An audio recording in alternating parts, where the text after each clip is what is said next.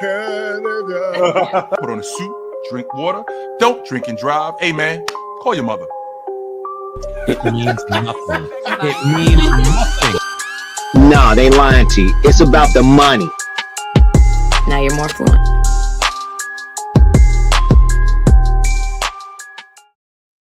We didn't even wait. We're just like, I saw you. You're on. We're going live. The intro's already playing. You're not even set up. It's not working. I'm like barely set up. Get the behind the scenes action. I'm like just trying to. Perfect time. I got the Fubo. Dallas Mavericks take Cooper Flagg. At 8:05? No, that's too early. Come on. You got the. That's what. You took the overtone. It should have been the under. I know. I was stressing. I wish do an intro. we did the intro. You wanted to. Oh, you did it. You already- I can kick you out. Trista looked like she was running out the house and grabbed her coat, like running for the car. Like the car left and she trying to catch up to the car. Like I'm coming. There was like a group of people who were in here recording like a little. I B2B. will remove you and let you get set up because just so you know, your mic isn't working. We're catching the feed from your laptop, so I'm gonna let you get set up. But so you know, the reason I did that is Jay and I were talking right before I played the intro and went live. Jay and I were talking, and I said, I wish people could hear us talking when we're not on camera. Oh, there you go. Now you got it. There we go. Just need a little headphones up in your. I said, I wish people could hear us. The way we sound when we're not kind of on camera, because they would have a greater appreciation for how tight we are. And so when I saw you click on, I'm like, she's not ready. I told you she looked like she was grabbing her coat, like the bus was leaving. Let me take this off. You look like me every morning, is what you did. Because it gets so hot in this room. Because it's small and there's no windows anywhere. And I was like, all right, let me try to get set. Let me just what the thing is crazy. Okay, so we know that they're gonna take Cooper Flagg, Dallas #1. Sure. Somebody asked me this today, and I had to scratch my head about it because you could take it in a variety of different ways. You could take it in a basketball way and you could take it in a branding way. Are the Dallas Mavericks in a better spot than they were 12 months ago? Yes. That's what I said as well. Mm-hmm. Yes, they are. To have the #1 overall pick, to have Kyrie Irving locked up for the next 3 years, to have Anthony Davis on this crew, the way that this crew is built, I think they built like what they was trying to do in Milwaukee. They got a 3-year window with Anthony Davis, where he is in his career, 32 years old, still one of the best defensive players in the game, still one of the best two-way players in the game. I think that they're definitely in a better spot. And on top of that, I was just going to say that to you, Tone. They won the lottery. What the hell? They won the lottery. And they were a playing team. They won the lottery as a playing team. Yeah, exactly. On the lottery. You two are going to make me nuts. I can't handle you two. I swear. Every time LeBron James quote, right, like Cleveland won the lottery to get me and New York won the lottery to get Patrick Ewing. He said it himself. LeBron be lying though. Well, that actually hurts him. That's the only reason I believe that it might not be rigged. Right, exactly. So yeah, I think from like a branding standpoint, they're not better off, right? Like, because you fundamentally broke trust with a fan base where the player that is synonymous with the franchise, has a statue, is a part of it, is no longer fucking with you, no longer comes to your games, is now a Laker fan in Dirk Nowitzki. And then you had this generational talent that was really electrifying. He was a player that I think fans just were super excited about. And now, I mean, I'm sure Cooper Flagg's going to be amazing, but I don't know if he'll give us what Luca gave in terms of like that star quality. Yeah, they're definitely not there from a star quality standpoint. I agree. Now it depends on how Cooper Flagg pans out, even though he's got bust written in small print down at the bottom of his shirt, but we'll talk about that after. But I think, let me ask you guys this instead of me telling you what I think. Do you think them making the finals made it worse? Like if they didn't make those finals, would have been able to take it a little bit better? I think the Western Conference Finals with Jalen Brunson, and then the finals with whatever collection that they got at the deadline, PJ, Daniel Gafford. Yeah. Those two, we didn't anticipate being game changers for them. And also tanking the year before. Right. They got them the number because they had the top 10 protected pick that they owed to the Knicks that got them Derek Lively. So I think I think that in the bubble, the Luca games against the Clippers, there were some, I remember just being like, oh my God, running up to my apartment, watching it on my phone, turning it on the big TV. Luca's given Dallas fans like almost an extension of that European Dirk vibe, only like way more exciting and way more chaotic and just so much extra, like not just the histrionics that Luke is, but just his excitement. So, I like that these comments, by the way, are on the right side. With that, and enter Nico Harrison that goes, we ain't winning with this dude because I know what you guys want. You guys want to win. I don't think fans do, though. I don't think that that's all that fans care about. I honestly don't. I 100% believe that because you think fans only care about winning. I hate to bring this up to you, Tone, because you're a Laker fan. I don't know if you remember this, but in 2004, Kobe Bryant's mugshot was on the front cover of Sports Illustrated. That went away, and you know why that went away? Because we had a parade in Los Angeles in back-to-back seasons. Winning cures a whole bunch of stuff, man. People forget about all the other stuff that's going on when you win. So this whole Luca thing about him as good as he is and the face of the franchise, Trysta, if he ends up staying there and he's as dynamic as he is and he's the scorer, I'm on record saying I thought Luca was the best scorer in the game at one point. I don't think that there was a guy who was a better scorer in the game. But at some point, the logic becomes, can this guy get it done? Well, Nico got in front of that before we even got to that point. Nico got in front of that and said, let's get to the bottom of this right now. We don't think that we can win with this guy. At least I don't think we can win with this guy. So the thing is, it's just a little tough when your man's just went to the finals. That made it worse. That made it worse. And it made it worse. And then you look at OKC and it's like, well, we already clipped OKC last year. So say that the Mavs run it back and Kyrie doesn't tear the ACL. Yeah. I think there's like a little boogeyman to the Dallas Mavericks for the Thunder, given how it went down the year before. And the East is totally wide open. Dallas could already win one right now. Do they beat that Dallas team if they stayed, finals? If they stayed, but that's the big if, though, right? Like if they stayed healthy. Yep, always is a big if. Always the big if. However, so let me go back to your original question, though, which was, are they set up better from a basketball from a marketing standpoint? No, marketing. Yep, I agree. I 100% agree with you. Basketball, I'm super. Yeah. Basketball wise, I got Kyrie, I got Flagg, I got AD, I got Lively, I got PJ, I got Gafford. I always forget Gafford, and I shouldn't because I said they need a guy like him. I was so happy when they made that trade. And so all of those things, I was like, this team is set up to win as a team, but they don't have that marketable, here's that person right now, because Anthony Davis, respectfully, he's not that guy. Now, will Cooper Flagg be that guy? Cooper Flagg makes me real nervous. I'm getting a whole lot of, like, I hate to say this, Keith Van Horn vibes. Wow. That's what I'm getting. I'm sorry. And I'm old, I'm old enough to remember the hype around him. And Tell me about that hype. Give me the year. What was going on? What was his college career like? Give me that.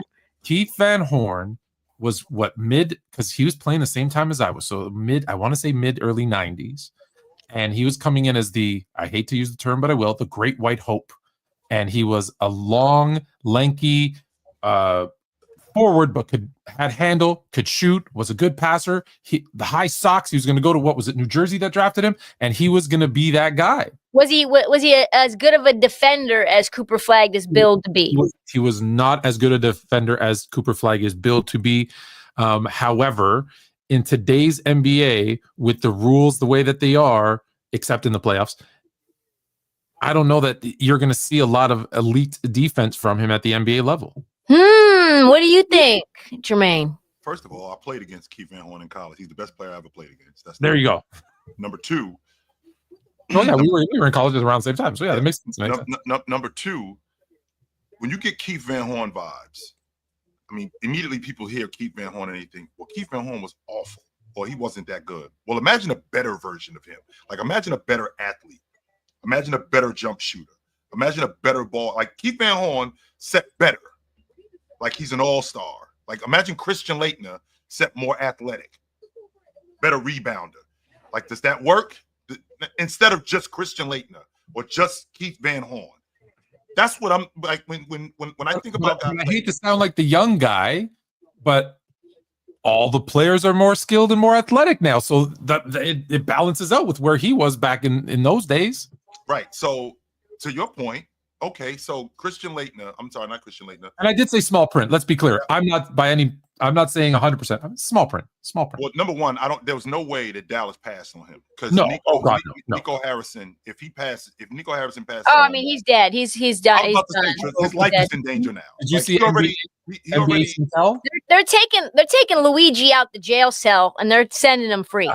That's 100%. What they're doing. What's going on, Tristan? That's not no nonsense. What you said. His life is now in danger. Did you see the Twitter post from NBA?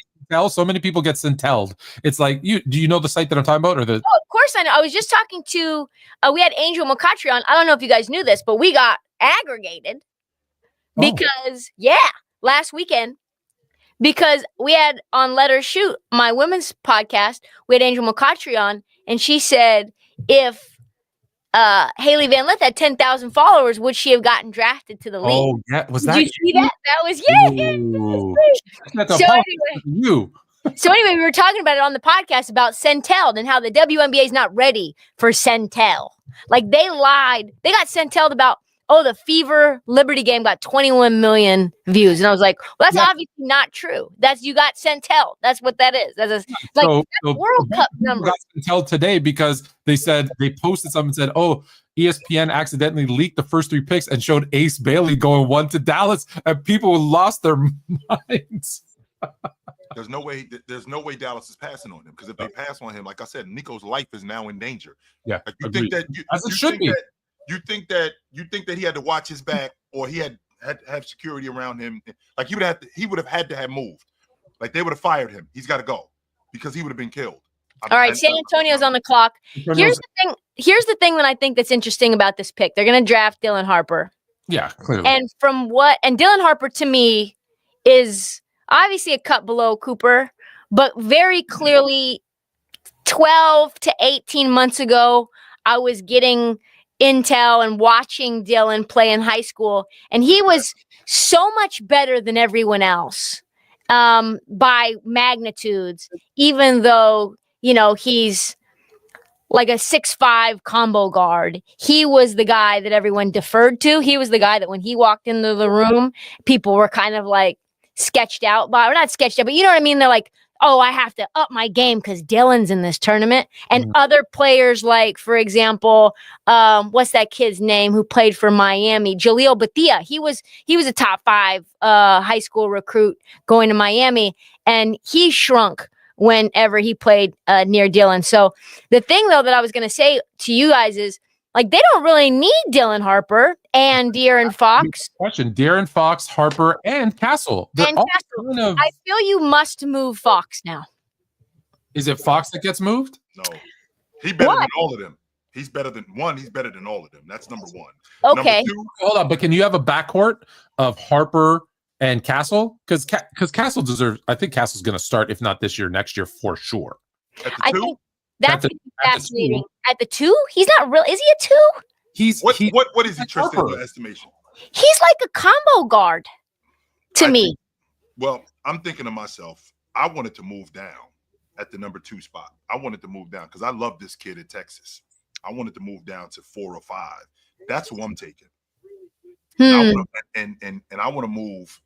I want to move Castle, who I love, by the way. I want to put him between because I don't think he's a legit 2. Yeah, I think Johnson is a legit 2.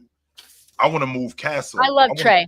And he's a bigger guard, too. He's a big guard. Yes. Little lankier than Dylan's pretty thick in a good way. And he's got a body ready, I think, for the NBA. He can take contact. I mean, I know that we're watching him next to college players right now on the broadcast, but from everything that I can tell, he's like a super physical guard. And he's a lot bigger than what I thought he was. I didn't realize that. 6'5".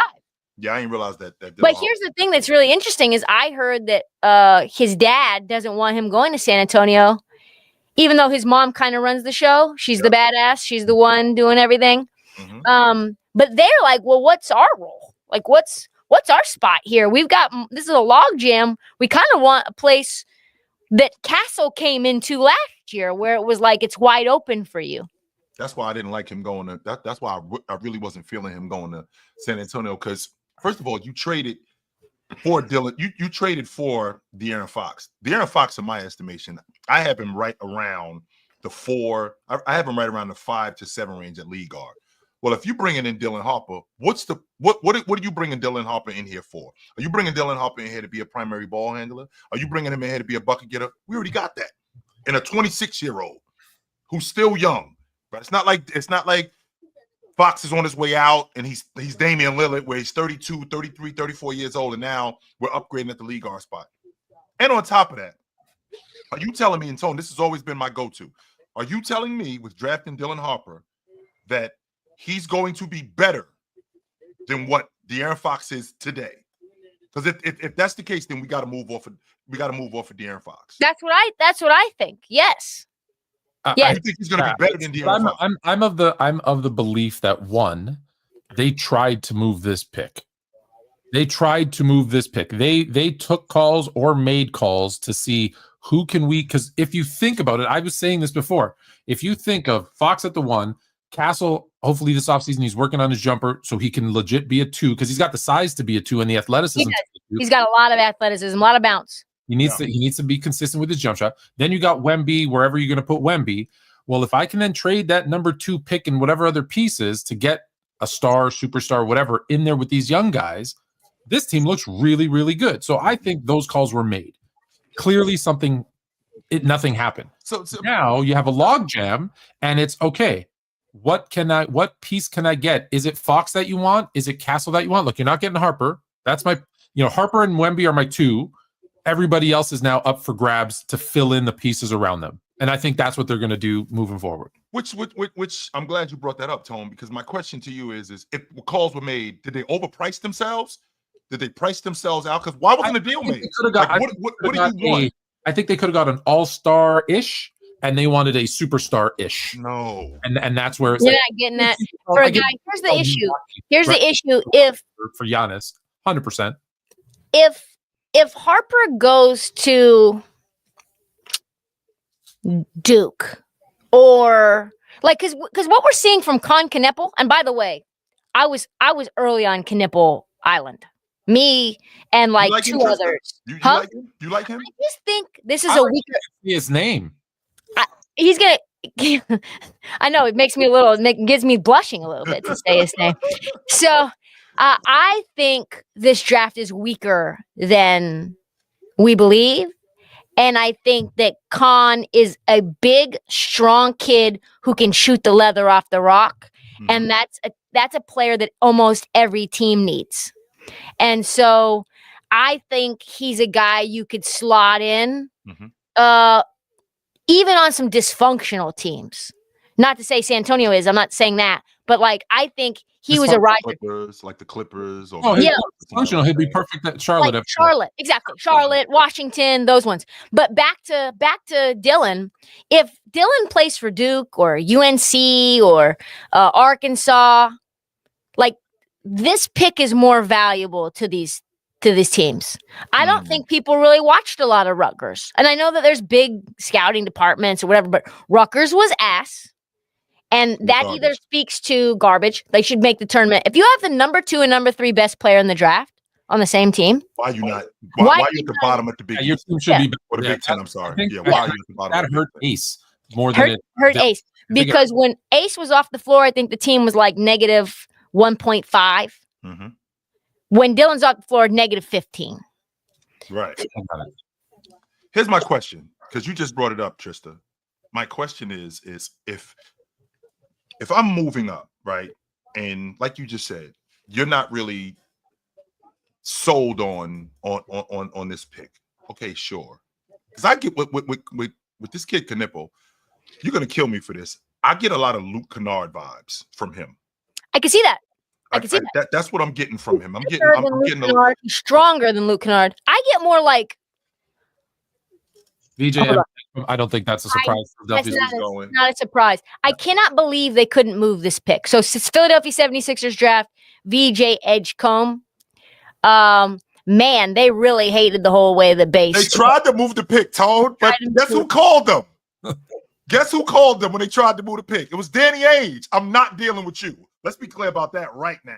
Of all the people I'm not dealing with, I will keep my pick because I think they liked him. I don't think they like him at 3. I think they liked him a little bit further down.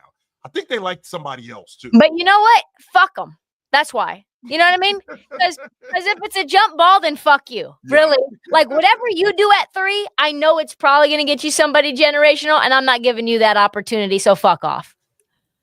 I'm not doing it. Okay. We're not doing that. We're not doing that. Yes. Philly doesn't trade with Danny Ainge. We don't do that.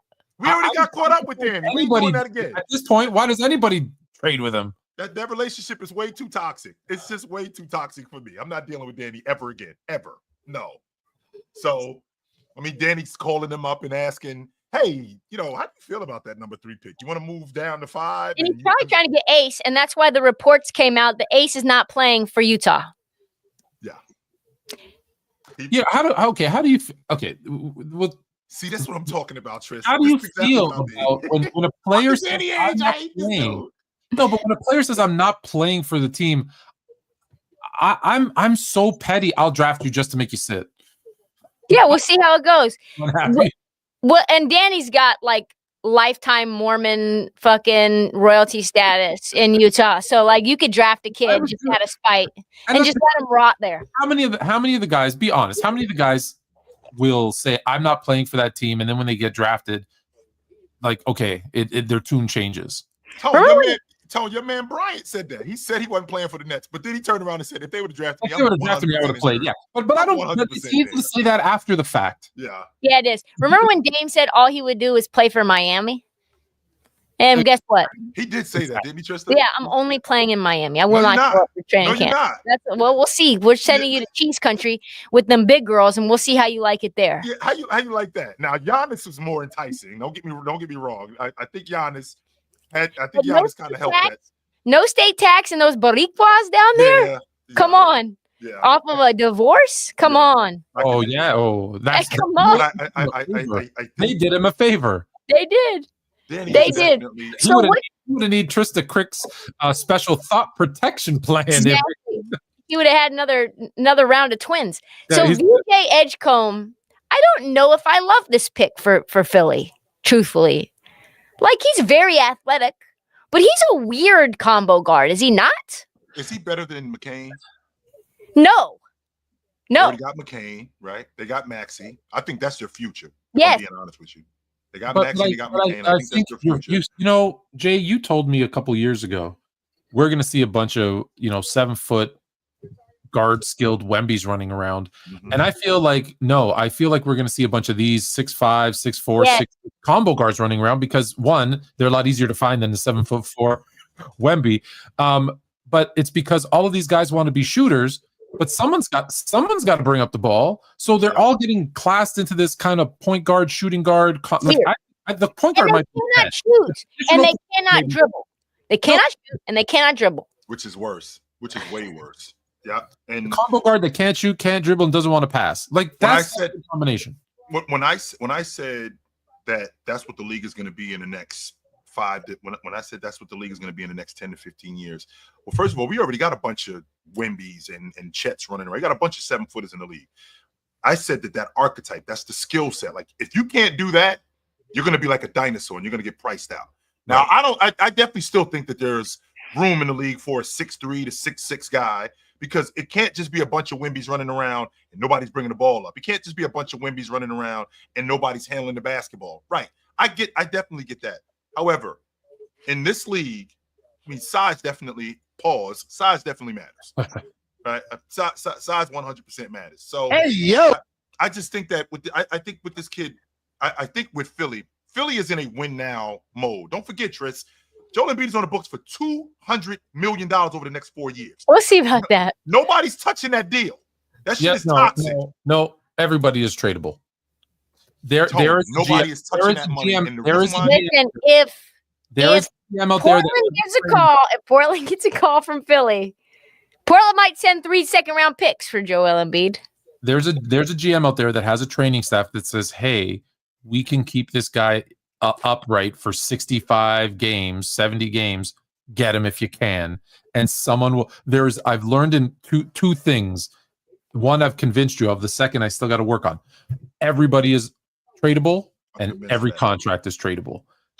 How many times? How many times do we say that contract's not tradable? And there we go again. Is VJ like absolute? This is shady. Is his like?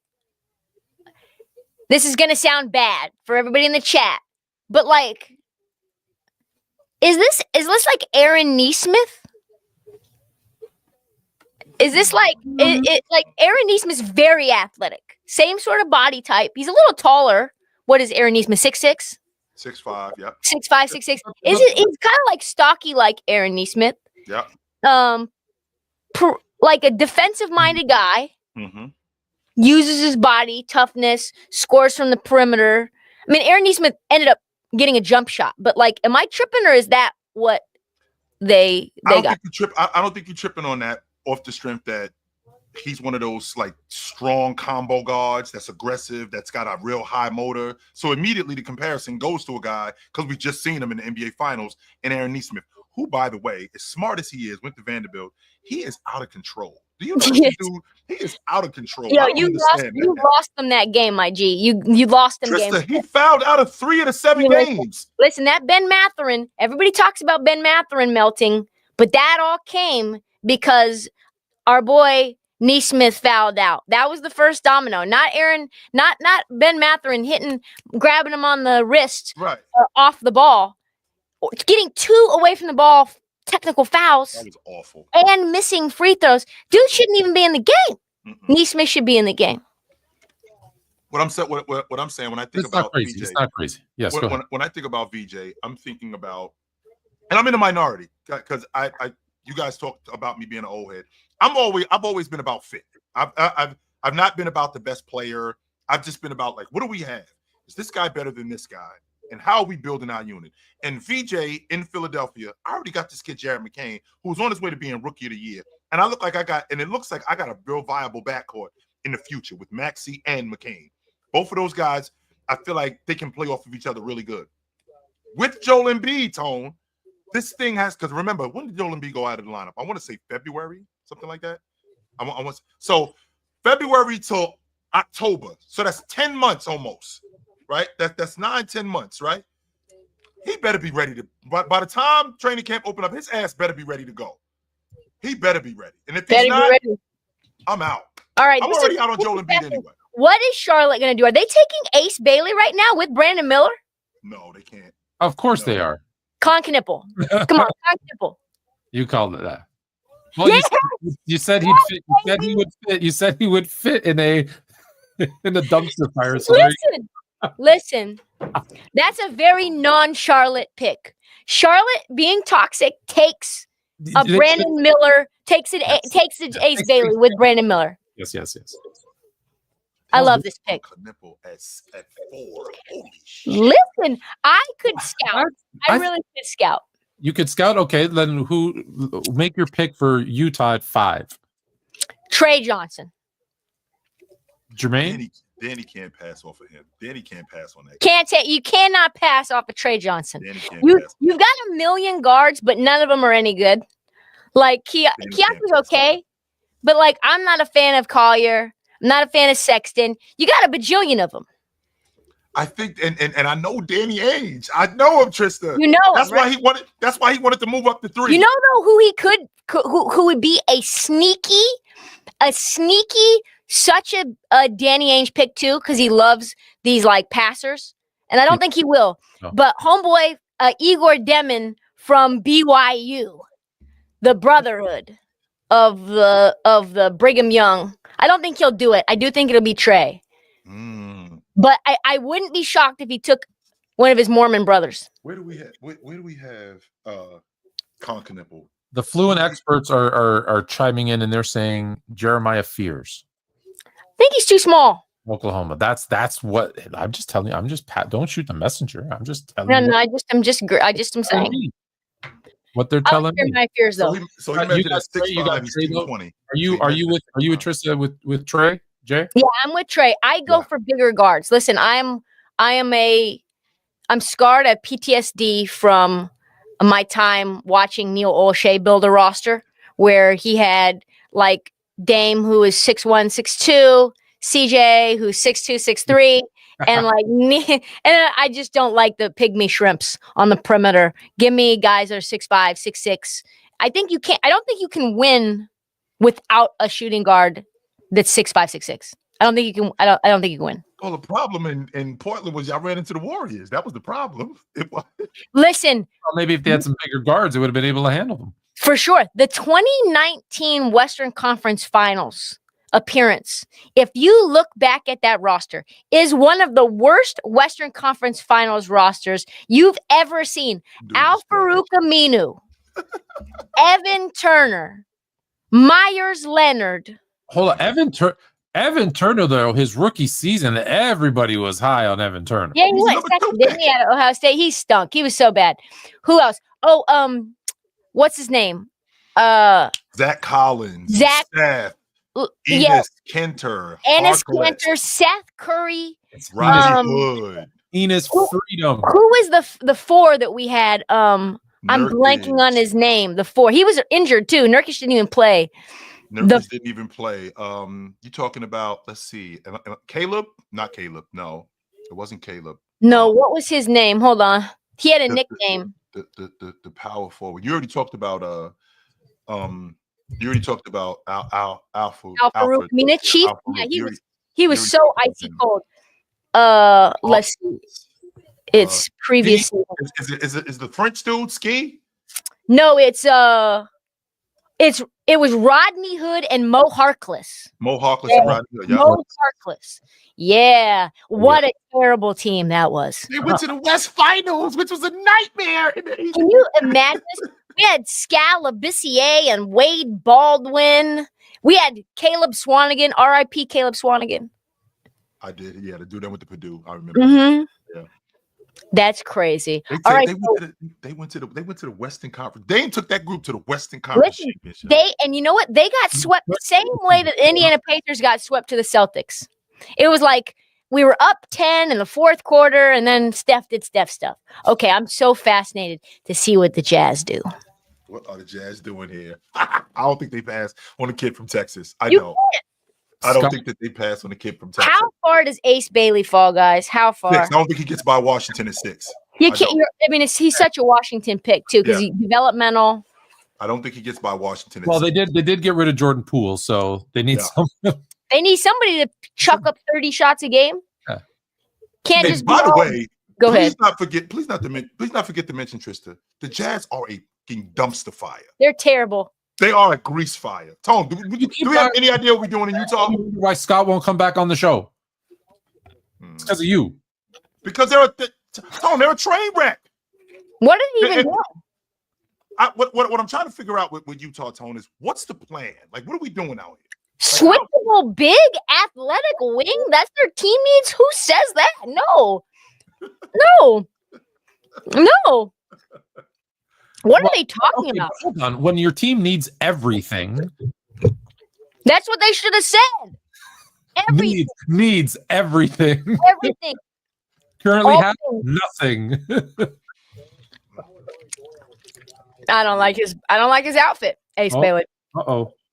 They're showing him like he's getting picked. He's not happy. He doesn't want to. He's in tears. Look at him. I wouldn't. Don't be surprised if there's a pick. Don't be surprised if they don't announce the trade. Jay, doesn't he look like he was in tears right there? Because someone told him you're getting picked by the Jazz. He doesn't know that there's a trade. There's a trade in place. Listen, you're going to the Jazz, and you're not going to like it. And none of the girls. Be a big deal because you just played for Rutgers and y'all was garbage. So what's the problem? Black guy in Utah. You know that you went to college in Utah. Come on now. What's it like to be black in Utah? Well, today it's a lot different than it was in 1994. Way different. It's better or worse? Yo, we was like unicorns. Like, yeah, it was. And now, so you were just swimming in it. It was crazy. It was nuts. How it's 17 sister wives. It was crazy. How it was like we were really looked at like unicorns. I remember, and I told Tone this story. I had a political science class, and I had a girl consistently staring at me in class. I thought she might have been into me or something. So I stepped to him, trying to figure out what's the deal. Ace Bailey, they did it. Ace Bailey, they did it. Oh my God. Ace I Bailey. love this. Yes. Hell yes. They took him. They did it. They said, let him fucking rot. I'm royalty, bitch. So, are you serious? He thinks like I do. I'm taking him. I don't care where he doesn't want to. I don't give a fuck. You don't want to. You don't want to work out for me. I don't care. I've watched. He didn't work out for Utah, did he? He did not work out. No, he did not. Playing for Utah or Charlotte. He did not work out for Utah. He did not work out for Charlotte. Did not work out for Philly. It did not work out for Philly neither. He getting traded, Chris. He getting traded, Trysta. I am surprised. I am surprised. So. Listen, he's getting traded. Ain't no way. But I'm glad they did. I'm glad. I like that balls. I really do. Yeah. Do you see Ron Harper try to like console him? Like, it's okay. It's okay. Look at him. Look at him. He's doing everything he can in his power to just not melt down. Supposed to be the best day of his life. He's miserable. Remember when Zion was at the lottery and he watched the Pelicans get the #1 overall pick? That's the vibe I'm getting from Ace Bailey. Wow. Here's the thing. 6'7.5". He was billed at 6'9", 6'10". So 6'7.5" flat-footed. So that's what 6'8.5", almost 6'9". Sure. So we're shooting on.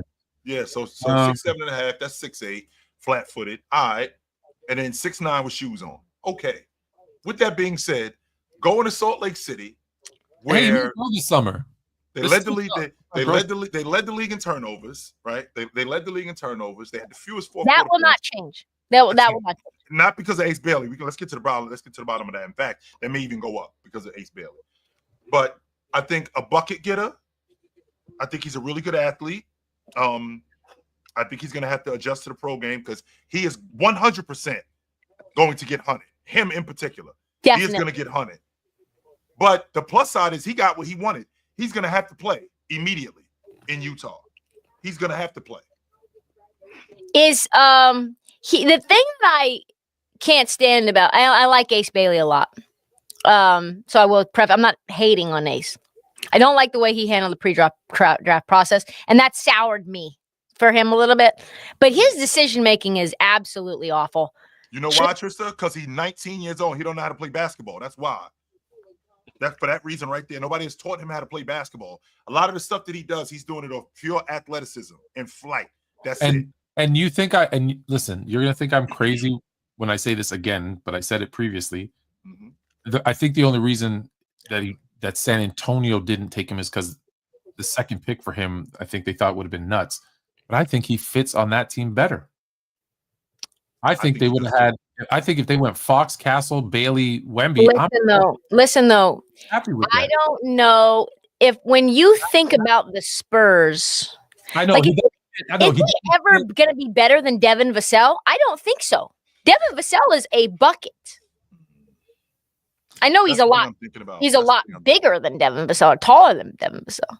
That's what I'm talking about. With the upside, it's not a Spurs pick. I'm just saying, if I had those four guys, I'd be really happy. Yes, but I keep arguing with him because he wants to pick for fit, and I'm like, no, people are just gonna think who's the best player and figure out later. Legend of Experiment said, very good point. Michael Porter Jr. was 6'10" barefooted, and that's who he was compared to. So we put Michael Porter Jr. at 6'10" right now. So we're not measuring with shoes. We're keeping everything the same. So whatever he's 6'7". So he's 6'7" and a half. he's 6'7.5". Right. That's 6'7" and a half. Now you say that's a big difference. However, wingspan will compensate if, and I don't know what his comparison, because he might be 3 inches shorter, but if he's got a 7-foot wingspan, that negates the 3 inches. So they traded Jordan Poole in Washington. So you got Bub there. I love 7 feet. His wingspan 7 feet. I'm in the minority. I love this kid, Alex Starr. Sorry, Jay. Did you happen? I can pull it up too. Let's see. What was the question, Tone? I'm sorry. No, you keep going. Keep going. I love this kid, Alex Starr. Trista. We got Bub. They move off of Jordan Poole. Who's playing the 2 in Washington? I'll tell you who's playing the 2. Trey Johnson is playing the 2. Draft him. Yeah, you got to take him. There's not anybody that's the automatic answer. You've got Sean George there. They don't have a 2. I mean, they've got CJ McCollum. CJ McCollum will start. He's a vet. Okay, he's a vet, and with him being a vet, I think that they got a bunch of vets. They got Marcus Smart. They got Middleton. They got CJ McCollum. No doubt about that. But they got Brogdon. Also, somebody said this, which I think is also important to note, and I don't know this because I'm not on Twitter. I'm literally just vibing with y'all. I'm not getting anything leaked. Pause. Utah. Hey, they're saying that Utah is in talks with Boston right now to trade Ace Bailey there. I don't hate it. For Jaylen Brown. For Jaylen Brown. You can't send a borderline Hotep to Utah. You cannot do that. You cannot do that. Well, don't forget now, Danny did draft him. I told you. Right? I think there's a trade there. I think they picked him, and there's something already in place. They're just going to see whoever they're trading with. If they get the person that they want in return, then it makes it official. Jaylen Brown in Utah is wild. Super wow. It is super wow. What are they planning to do? I mean, they've got a lot of picks. What is it going to be? It's going to be Lauri Markkanen and Jaylen Brown. They're going to try to that's Lauri Markkanen's the Tatum in this situation. Maybe Lauri Markkanen's going back to Boston. I think Lauri Markkanen is. Lauri Markkanen maybe goes to Boston. You know what? Make the money work too. I don't hate that. There needs to be money to go back. Guys, I'm not leaving Jaylen Brown in Utah by himself. What are we doing? No, I mean, I like it for Boston. I hate it for Jaylen, and I hate it for Utah. No. Moving to Utah. No, I don't think Jaylen Brown's playing with Colin Sexton and hold on. Keontae George. Who drafted Jaylen Brown? Danny Ainge. What's that got to do with me? Who's in Utah right now? Danny Ainge. Yeah, but what's that got to do with me if I'm Jaylen Brown? Maybe he wants to bring a bunch of Celtics to Boston and create a winning culture. He's gonna go get Jaylen Brown and Derek White, and he's gonna try to. He's like, oh, they're unloading because of the second apron. I'll take them. The Raptors did make a very aggressive move to get Derek White, so we'll see if that actually happens. But the Raptors, yeah, at 9. It's the only team I got inside information on. I don't know where my phone is, y'all, at all. I don't know. We'll see. We'll find out after this whole thing. Let's get some inside information. So let me absorb the toxicity of Twitter right now. Yeah, tell me what's going on there. I don't even know. Yeah, let me absorb the toxicity of Twitter right now. I literally haven't seen my phone in 48 minutes. So. Washington's pick is in. Now you guys jumped Trey Johnson since Ace went to Utah? I don't know. You got to do it, I guess. There it is. Trey Johnson. Got to do it. Trey Johnson to Washington. I do like it. Mm-hmm. Yes, I do. Yeah, that's a good pick for the Wizards. They're doing some things over there. This is a very fun draft night. The Ace Bailey pick to Utah changes everything for me. Okay, but we got to figure out where he's going to end up because by the end, he will not be in Utah. I need him in Utah. I need him. He will not be in Utah. I need him. The Raptors have offered a package that includes to the Celtics that includes the number 9 pick for Derek White. Okay, what is the package? Pause. What? How big's the package? Pause. You gotta convert it from centimeters to inches, which is the problem. So Jonathan Gavoni says that the Utah Jazz are keeping Ace Bailey. No way. Yes, baby. No way. Yo. Yes. Crazy. We do not care. We do not care. I cannot wait to hear all of the shit that comes out of Utah from this. You know what though? Is there even a slight chance that he's like a perfect citizen and just like, I had my preference, but I'm super excited. His agent is so toxic.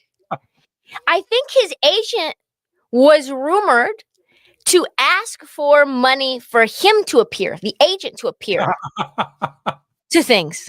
He's like, no, y'all got to pay me. He's driving. Who's this agent? Kawhi? It's like somebody really nondescript. Somebody that I don't think any of us. It's Kawhi Leonard's uncle. Exactly. He asked when Toronto tried to re-sign him after the championship year, his uncle asked for his own condo and private jet. Really? Yes. NBA Centel. You guys want to know? Yes. Oh, love this. Ace Bailey has informed his agent of his decision to retire from the NBA. He's out. I'm not playing that. So the guy's name is Omar Cooper from Lifestyle Sports Agency, Ace Bailey's agent. Sharif Cooper's dad, I think. Yes, that is his father. I do remember hearing that. That is his dad. Yep. So Trey measured at 6'4" and 3/4. So what's that? 6'5"? Do we want to stick with 6'5" or do we want to go with 6'4"? We gotta go 6'4". I see him listed at 6'6", but yes, he's 6. Like these, what they're listed at means nothing.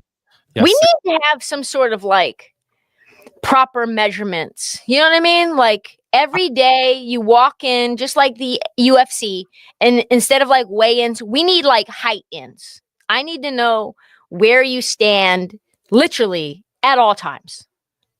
Do you though? I do. Or is it just because you have a deal with like not liking little guards? Yes, that's one of the reasons, because it's a rule. It's a rule. You're not in the minority with that neither, Trysta. My buddy Roy, he hates especially small guards that shoot a lot. He can't stand them. Like guys like Tony You Parker. better be fucking Ricky Rubio if you're 6 feet. Let me have a conversation with him and we start talking about Tony Parker or Trey Young. Mm-hmm. He's hanging the phone up on me. He don't want to talk. Try watching how I feel about Trey Young. and Fred Van Vliet in your backcourt. Yeah, he can't stand small guards that shoot to me. That's the first thing he says to me. And they were He both shoots damn much. And they were both chunky, Tone. They're both built similar. One had a little bit more. Yeah, they had that big booty. That was big booty. So They New do Orleans, lie a lot about height. so New Orleans is at 7, and I said this earlier today, and you guys are gonna roast me for this. I'm picking up the telephone. Hey, Trysta, how you doing? This is Sam Presti from Oklahoma City. What? I know that you got a guy over there in Trey that I'm really liking. How about you hand him over? I give you my 15 pick, and I give you my 24 pick. Oh, if they're gonna call who? You're New Orleans, and I'm Sam Presti. How about you hand over Trey? Oh, Trey Murphy? How about you hand over Trey? How about you hand over Trey? For the number 7? And I'll give you my 15 and my 24. Oh, I don't hate that. 24 for 7. Well, who they taking at 7 then? They're gonna probably take ooh. Okay, so who's available? So Malachi from Duke's available. Fears is available. If they want an actual big, yeah. They take like Noah Essenwalk. The French kid is available. Yeah. Here's the thing: when I think Derek New Queen. Orleans will do Derek Queen, I think New Orleans because you have to figure out like who you're gonna have to pay and who you're gonna need to like sunset, and maybe you're sunsetting Hartenstein, but I don't think that there's a center that matches that, like in terms of what he does. But I do know that from what I hear that New Orleans wants Malawach, so they want a big. Who knows why they want a big? Don't know. Because I love Misi. Misi's great. I think Misi's going to be really good. Yeah, I love him, but this kid Ace Bailey he couldn't look more disappointed. This is the thing I love the most is like unhappiness, on draft night. Just one. I just want there he is. Look at him, he's dead in the eyes. The light has already gone out. Well, he's officially retired, right? That's what I mean.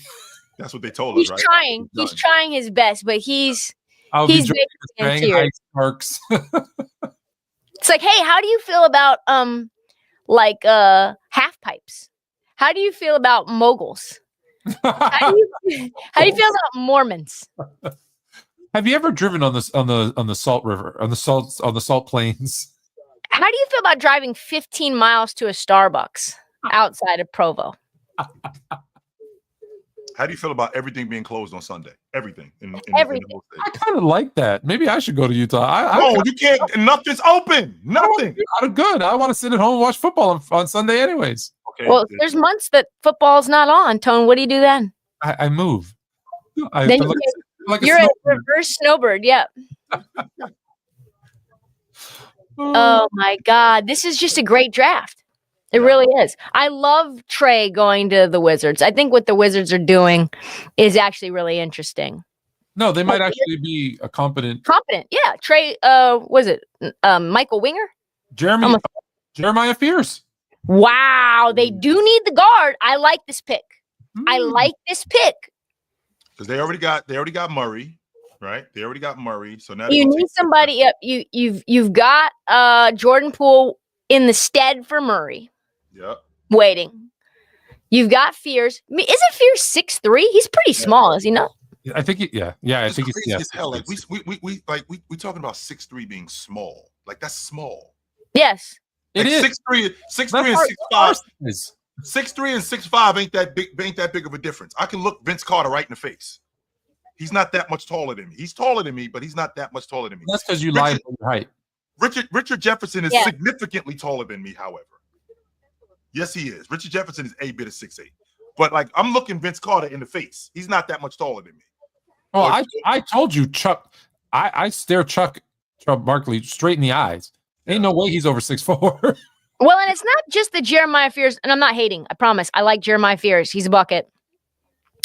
But he's 6'2.5", 180. 6'2.5", 180 is barbecued chicken. You are lunch. You are, listen. Yeah. I'm attacking you. He looks like a baby out there. Bring the pill over here. I got one. I got one. No doubt. That's crazy. I know he led Oklahoma.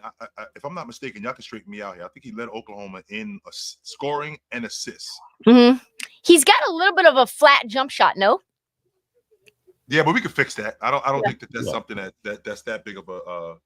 In today's league, a 6'2" slight guard who can score is gonna get minutes. Is he gonna be your starter? Probably no. No.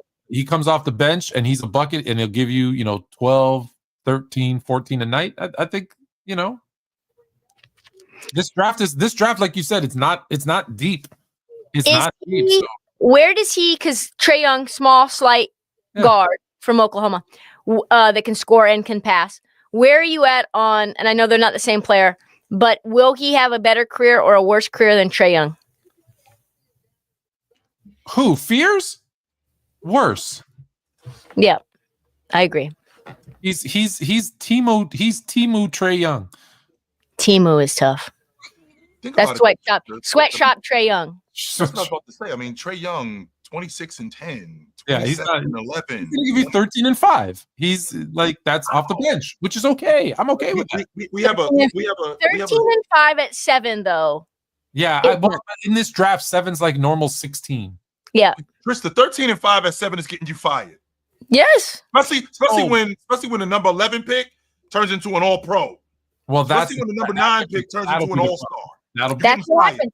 Listen, when Neil O'Shea took our guy Biggie from Purdue, and Zach Collins, when they could have had Donovan Mitchell, Bam Adebayo, oh my God. That's when it was like, fuck you. You're getting fired. I'm done. I'm done with this guy. You're getting fired. This guy, we've got one kid who didn't even make it to his rookie extension, and the other kid who was in the G League in 24 months. And 2 years he in the G League. And the other dude, he got cut before we even could extend him. And let's be clear, Trysta, we find out really quickly with these guys. Yeah, we do. We made a mistake. Or We got this one right, and we're gonna find out real quick with Ace Bailey. We're gonna find out real quick if you know what? You made a mistake. Just like Brandon Miller. I found out right away, like, oh, yeah, Brandon Miller, his game translates. You got that right. Yes, y'all did. Every y'all single 100% got that right. every single one of these guys, am I wrong? Every single one of these guys was a freshman. Ooh. Every single player that's been drafted so far has been a freshman. Take it a step further than that, Tone. So all 5 of the lottery picks. Some of them shouldn't even be in college right now. They should be Cooper Flagg should be going into his freshman year at Duke. Right, because he's younger than you. Right. So that's my point, is that these guys are all freshmen and they're expected, when you say they didn't even make the rookie extension, maybe they just need some time. The problem is no one's teaching them how to play basketball, and then they're coming in and being expected to know how to play basketball. So I'm not going to go on a rant about AAU and college and how we're letting down the kids, but we're letting down the damn kids. We really are. Who do you guys think that the Nets take here at 8? This is where we get our This is really where the big reveal comes, is it not? Yeah. They've got 8, 19, 26, 27. They're going to use all these? They got 5 ones. Package. They got 5 of them. They got 5 ones. What are we doing? I don't think they pass on the big kid from Duke. The big kid from Duke. Malawach. That guy. I don't think that they pass on him. Either him or the French kid. Oh, Noah Asenwa. Asenwa. If they don't pick Asenwa will be the next pick by the Raptors. Oh, is that right? Yeah. They like him? They like him a lot. There's a lot of guys that are still on the board that Portland likes. I'm really excited for our pick at 11. Who do you think's dropping to you? Maybe Kasparis from Illinois. Maybe let's see. Queen's going to be on the board. Queen Yep, would be a pick. Maybe Ace and Newell. Do you think Carter Bryant is there for you guys? I love Carter Bryant too. I think what we saw from him in the tournament was enough for me to be like, oh, I kind of like him. And he fits the mold of what Portland wants, right? Like that athletic, rangy, sort of like physical. He's a little slight, but he's young. I don't know. I think it'll be one of those 3. But I like Kasparis a lot to this team. What's the okay? So we got Cam Thomas, we still got Cam Johnson, and we got Nick Claxton. We got Nick Claxton, right now. And Jordy Fernandez is a lot better coach than what I gave him credit for. Agreed. I thought that Brooklyn was going to be a dumpster fire, but he got those guys to play a lot better than what I thought. So with that being said, who is our lead guard? That's right now. Right now, it's Cam Thomas. Oh boy, I don't love that at all. I don't love that at all because I think he's better off the ball. So what about the kid from Illinois? I think that's a good pick. Kasparis is a good pick. I think the kid from Illinois. He's not a star. I don't think we need. Oh, you know what? I'm glad you brought that up. Bingo. Hey Trysta, how you doing? Sam Pratt, not Trysta. I'm sorry. I'm Brooklyn, and you're Sam Pratt. Whoa. Hey, hold on. Igor Demon. Hey. So what I heard from this guy, sorry to cut you off, just to make a point about Igor Demon.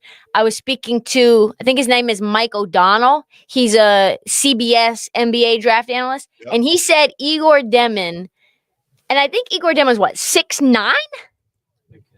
6'8", 6'9". He said he's a 6'8", 6'9" Ricky Rubio. Wow. That's high praise. Isn't it? He said he is the best passer in the draft in the last decade. Wow. He committed to BYU. He committed to BYU without even visiting the school. It was via a Zoom call with the coaching staff. Which is why I was just about to call you up, Trysta, because I'm the Brooklyn Nets and you're Oklahoma City and you sitting on all them picks. How about you hand me the kid that you just drafted last year? Because I love Toppich. Yeah. How about you hand me the kid? What are you going to get? Are you going to get all those picks? Give me Toppich and you get the rest of these first-round picks, and then you can package them or what? What's the draft pick? If you give me Toppich, because I think Toppich is better than this kid at BYU. I do. And by the way, Tone, the first 5 picks, All of them are 18 years old. They all This kids. This kid has some little wiggle to his game, though. All of them. Woo! Yeah. They're all super young. All of them. Every last one of them. We got a super chat that I got to address really quickly. This is from Sir Darko the Third. He said, "What's good, y'all? Chill. Pacers front office to make Enrique Freeman prominent player on their team soon. He averaged 18 and 14 in the G League. I loved him last season. I thought he was a steal in the draft. Right? He was came at the University of Akron. In addition to coming out of the University of Akron, led the conference in rebounding. All 4 years he played there, Trysta. Led the conference in rebounding. He was a big time player. I think he was in the top 3 in the country last year in rebound. He's just really raw and super high motor. I think he's going to help Indiana really. So he's what? What is his sort of? Is he a guard or a wing? He's a wing. He's a wing. Yeah, about 6'7", 6'8". Mm-hmm. Can he play guard? Yes, I think that we can. From watching him, put him at the 2. I don't know if we can put him at the 2. No, we can put him at the 3 though. We can put him at the 3. Yes. Okay. So he's on the wing. So he's on the wing. So my question is, because I said this this morning actually when I was on NBC's betting, we had a betting hit about Eastern Conference Finals winner, and I think at 16-1, that Pacers to win the East again. Yeah. That number is disrespectful. And I know Tyrese Halliburton's out for the year, and I know he's super impactful, but this is the deepest team in the East, for sure. This is a team that not only is deep, and by the way, we haven't spoken since I told you how deep this Pacers team was, Jay. Last time we talked. Yes. Come on, Jay. I said, listen. Wasn't buying it at all. Wasn't buying. I said they're 10 deep, bro. They are 10 deep. Anyway, I was thinking maybe 8, 9 tops, and I didn't think that those 9 were that good. Turns out they were a lot better than what I thought. A lot better. So they're pretty deep at guard. So I guess if you believe in Mathurin taking a jump, which his decision making super shaky, and you believe in Andrew Nembhard as a lead guard, which I think he's proven, and TJ obviously off the bench doing his thing, 20 minutes a game. They still have, and they re-sign Miles Turner. Isaiah Jackson comes back from injury. This Enrique Freeman kid automatically slots in. Can they not beat every other team that's in the mix? They can beat Cleveland. They can beat Detroit. I love what Orlando's doing, but I need to see it.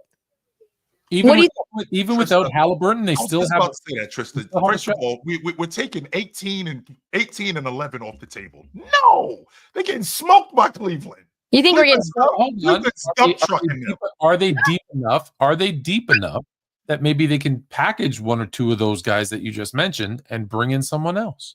Who would you get as a guard to step in? How about we try and get I don't know, try to get one of those guards that are in San Antonio. That's exactly what I was going to tell you, because they've got 3 and they only want or need 2. Okay, first of all, you two, okay, you think you're raiding my pantry. You're not. Get out. That's what y'all trying to do, Trysta. Don't think I don't know what's going on here. You're trying to raid my pantry, and you're not, okay? No. So there's a reason why I got Castle, because I think he's a part of my future.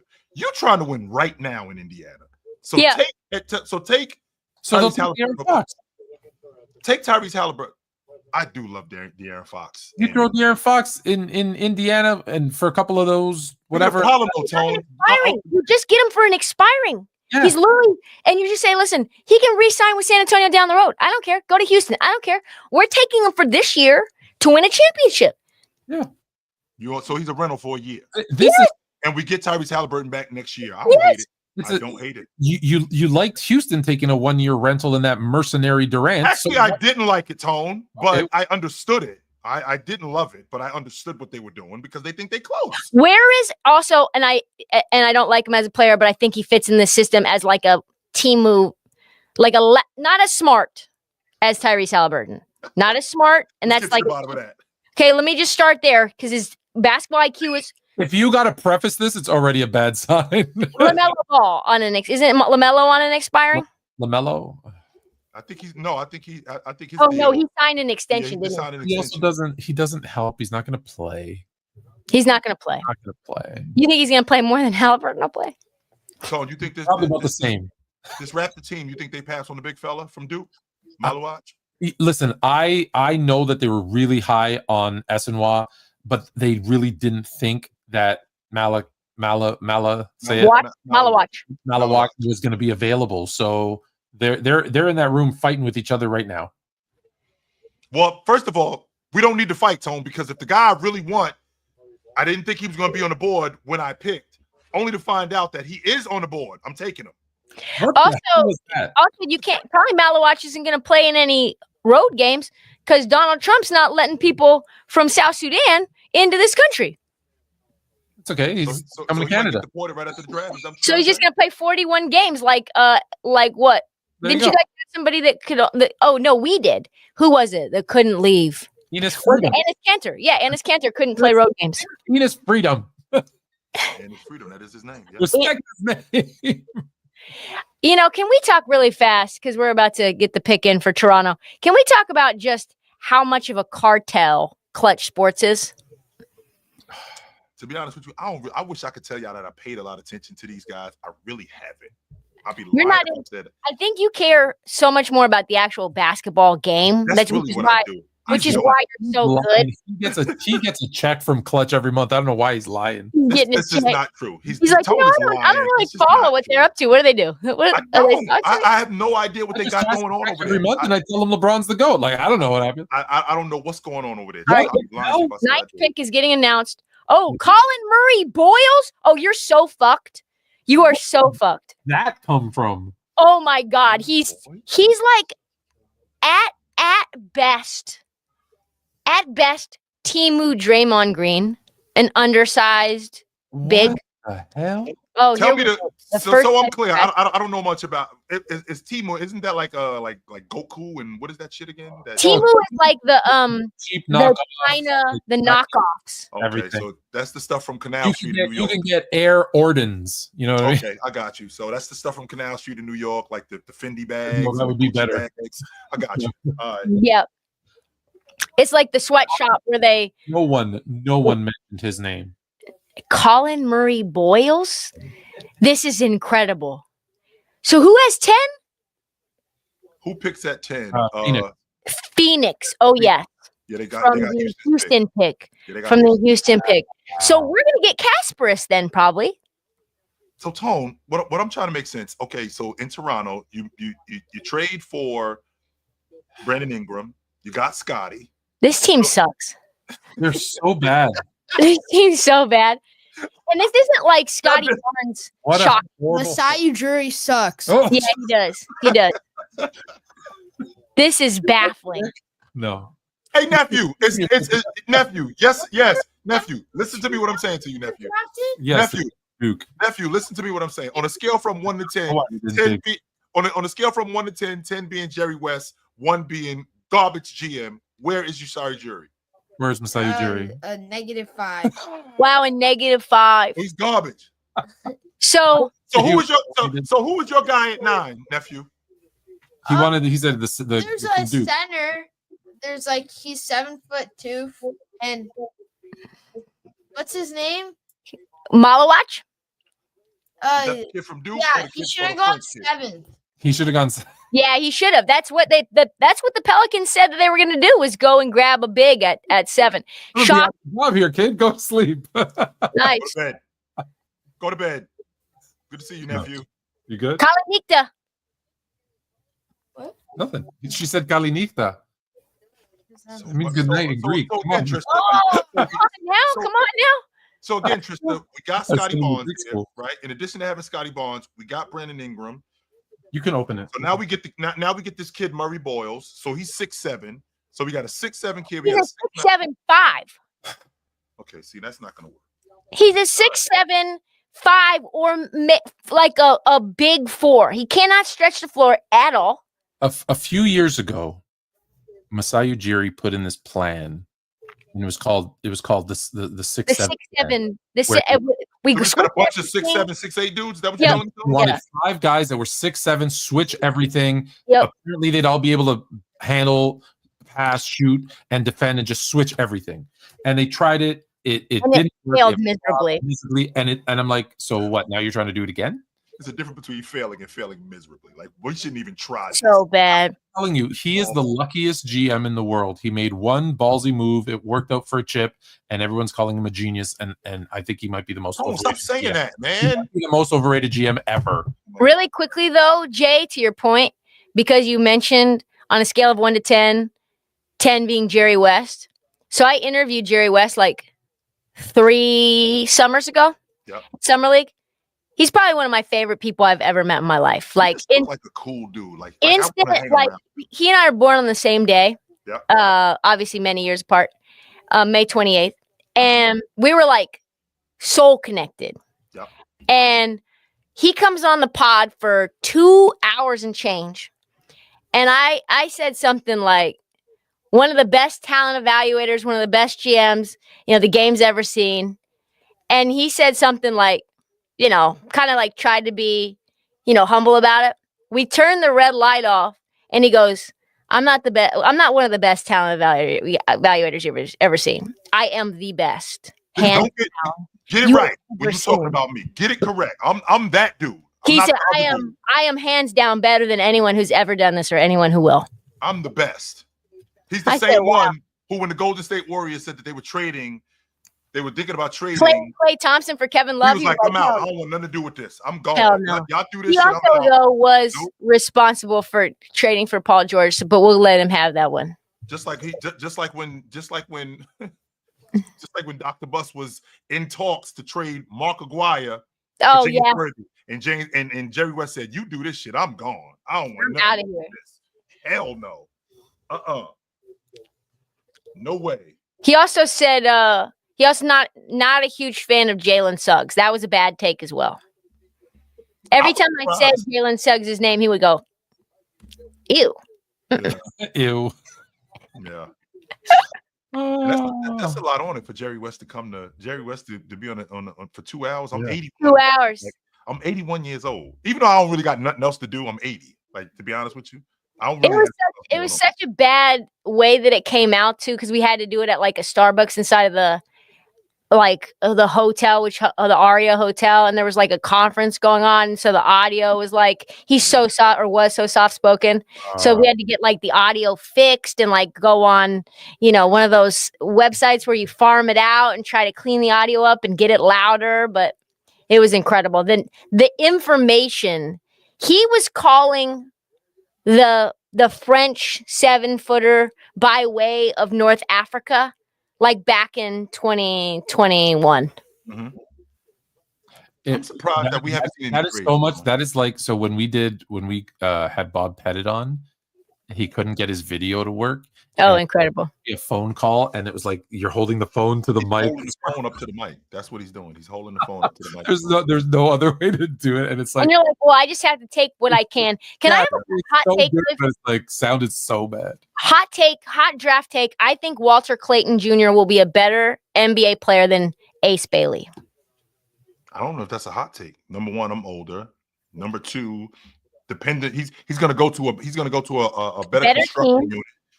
They're gonna develop. He can get separation, even as a smaller guard. He can get separation. I personally think that he heads up.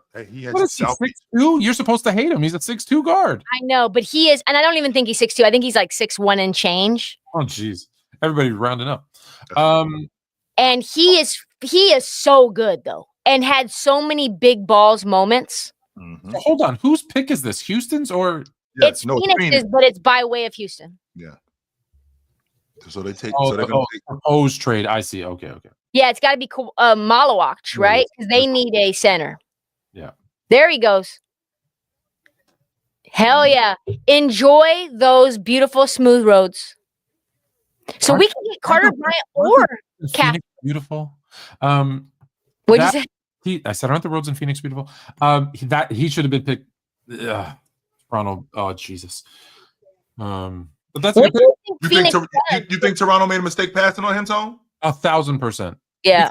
It's the one thing they haven't had in the past decade. They need a big. No offense, Jakob Poeltl. Yeah. What do you think Phoenix does if Toronto would have drafted Malawach? I think they probably go with whoever they liked better from SNY or Queen. Yeah. They were going big either way. They already loaded. Yeah, they already loaded. They got 75 guards. Like, yeah, they already loaded. They can't get rid of Beal. Are they gonna have Beal and Booker? Are they gonna get rid of Booker? Like, Booker wants that extension, and they've got who's the other guard that they've got now? Jalen Green. Yeah, Jalen Green. Your guy, Jalen Green. You know how I feel about him. Yeah. Yeah. You know how I feel. Yeah, you know how I feel about him. I love him. What do you think about him next to Booker? Because he's not really a pure point. To be honest with you, I don't like him in Phoenix at all. Yeah. Who is gonna be the point in Phoenix next year? They don't have one. No, they don't. That's a problem. Yeah. It's gonna be a problem this year too. They better do something. Frank Curcio thinks Portland's gonna take Carter here. I don't mind Carter and I don't mind Kasparis. I like them both. Is this kid ready? This kid Malawach. Is he ready? Is he pro ready? Ooh, I think we'll know right away. We're gonna know at Summer League, most likely. Here's the thing. He's also a freshman who's they probably say he's 18, 19. He's probably 21. So he's what? We got probably a trade? Mark Williams traded to the Suns for the 29th pick and a 2029 first? Is that true? No. I don't know if I don't ever trust the chat. Yeah, let's find out. Don't be lying to me, Chad. I don't have my phone. Yeah, it is. Yep. Bleacher Report. Because yesterday they were telling us about another trade. Hornets get the number 29. Wow. Yeah, Hornets get the number 29 pick. So you get Mark Williams and Malawach. So you get your front court sealed up. Yep. But you don't give a fuck about a point guard, huh? You don't need one? No, we don't. We good. We're good. We're good in the West. That's the next thing that happened. Because I know that Beal is the one with the insane no trade. Yes. Someone's going to one of those two will be gone. You know what? Sir Darko, hold on a second now. I don't know did we talk about this one yet?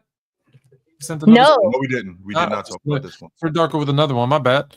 Before Hallie went down, the Pacers were gearing up to trade for Trey Murphy, the third, and acquired their own 2026 first. They were going to send Obi and Ben to New Orleans. And then they didn't. They did not. I guess they're not doing it now. Sir Darko, how you have that info? Where'd you get that? How big is this kid? 7'2", 7'2", they say. 7'2", yeah. Damn, Tone, that's Jabbar. Why do you trade for a center and draft a center simultaneously? Because one is a raw project, and the other one, and really, Robert Williams only plays half the seasons, anyways, right? Yeah, he has been injury prone. Mark Williams. Mark Williams. Yeah. Excuse me. Both of them, though. Actually, both of them are. Both of them are. It's the same. Yeah, it's the same thing. But yes, so because now Mark Williams. Is he going to pass the physical? I mean, that's a great question. He's got back issues, Tone. He's got back issues. We know that. I still would have liked him on the Lakers last year. Why didn't Charlotte draft a big then? Who's their big? They don't have one now. They're going to draft one with the 29th pick? What are we doing? They have to have somebody in mind at 29. Have to. Because I want to make sure that I'm not giving you guys any bad information. So on their roster, on Charlotte's roster currently, they've got Nick something. Nick, not Nick Wright. Nick Johnson. Nick. So they got Diabate at the 5 down there. Yep, but he's small. They got Mark Williams, who's now gone, right? And Nurkic is down there too. Oh, well, okay. Okay, so they got Nurkic at the 5, which is whatever. Nick Richards got Nick Richards got traded. He's in Phoenix too, if I'm not mistaken. Wait, Nick Richards also in Phoenix. Oh shit. I think he's in Phoenix too. Nick Smith? No, not Nick Smith. Nick Smith's a guard. What are we doing in Phoenix, Tony? You have a clue what's going on around here? Listen, what are we doing? We got another trade. Someone said. I don't know this for a fact, but they're clear. Listen, they're completely redoing their roster. If they don't make 3 to 4 more trades this offseason, I'd be like, so they're moving stuff around. So if they either have a plan or they are just making the roster. No idea what they're doing in Phoenix. I have no clue. I want to give them the benefit of the doubt. You can't, Toad. You kill me when I do this. When I give people the benefit of the doubt that you know for a fact they're clueless. You roast me for this, Tone. This Phoenix team is clueless. We trade for Jalen Green when we already got Bradley Beal and Devin Booker. We're Guys, gonna draft the 5-man when we already got Nick Richards and we trade for Mark Williams. What are we doing, Tone? hey, idea what we doing? We got no league guard, by the way. Maybe they're setting up to bring me back down as GM, move me back to Phoenix. Colin Murray Boyles, after he got drafted to the Raptors, shook his head. I have it on wax and said, "Fuck." No. Yes, fuck. Come on. He does not want to be in Toronto. He doesn't. Well, Toronto doesn't want him here He has either. no wax right there. This is so great. Is Shams tweeting? We got to find out what Shams is saying because apparently Shams is just on. He was just on the TV just now. he be tweeting. Okay, Portland Trailblazers are trading Cedric Coward at number 11 to the Memphis Grizzlies. For what? For what? For what? Portland Trailblazers selection. Okay. What does that mean? Oh my God, guys, this is supposed to be my night. No, it's not. It's not happening. Sorry, Trysta. We don't get anything. We don't get anything. Remember, we traded for Denny Abdia, though, on draft night last year, and that worked out great. It's working out perfect, as a matter of fact. You got him. Holiday. You don't need nothing else. I got people telling me that they think Danny Abdia is going to be an all-star next year, which I'm loving that, by the way. You got the worst. You got the worst part of Holiday's age and salary. So enjoy that. So who did we trade for? Coward away for nothing.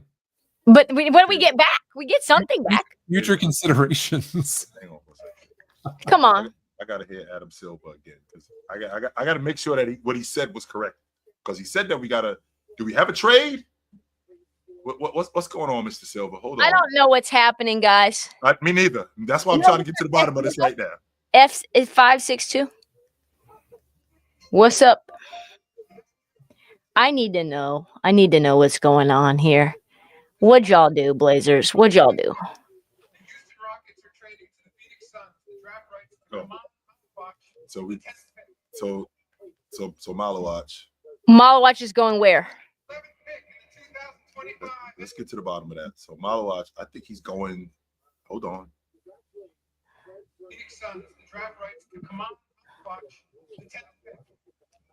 Why do they need Cedric Coward in Memphis? Because they need a Desmond Bane replacement? What? Guys.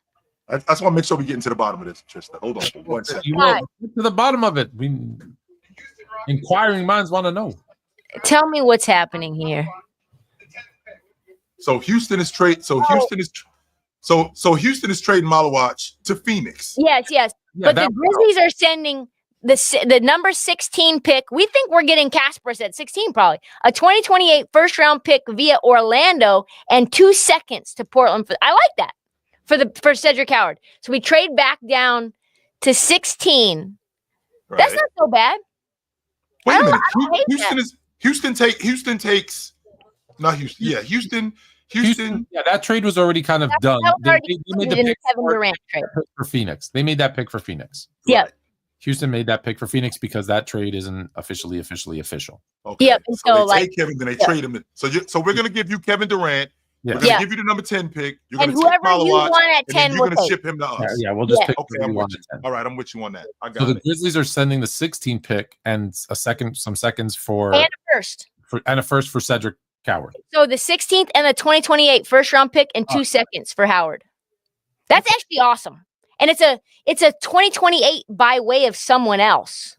Orlando's 2028. The one that they got from Desmond Bane.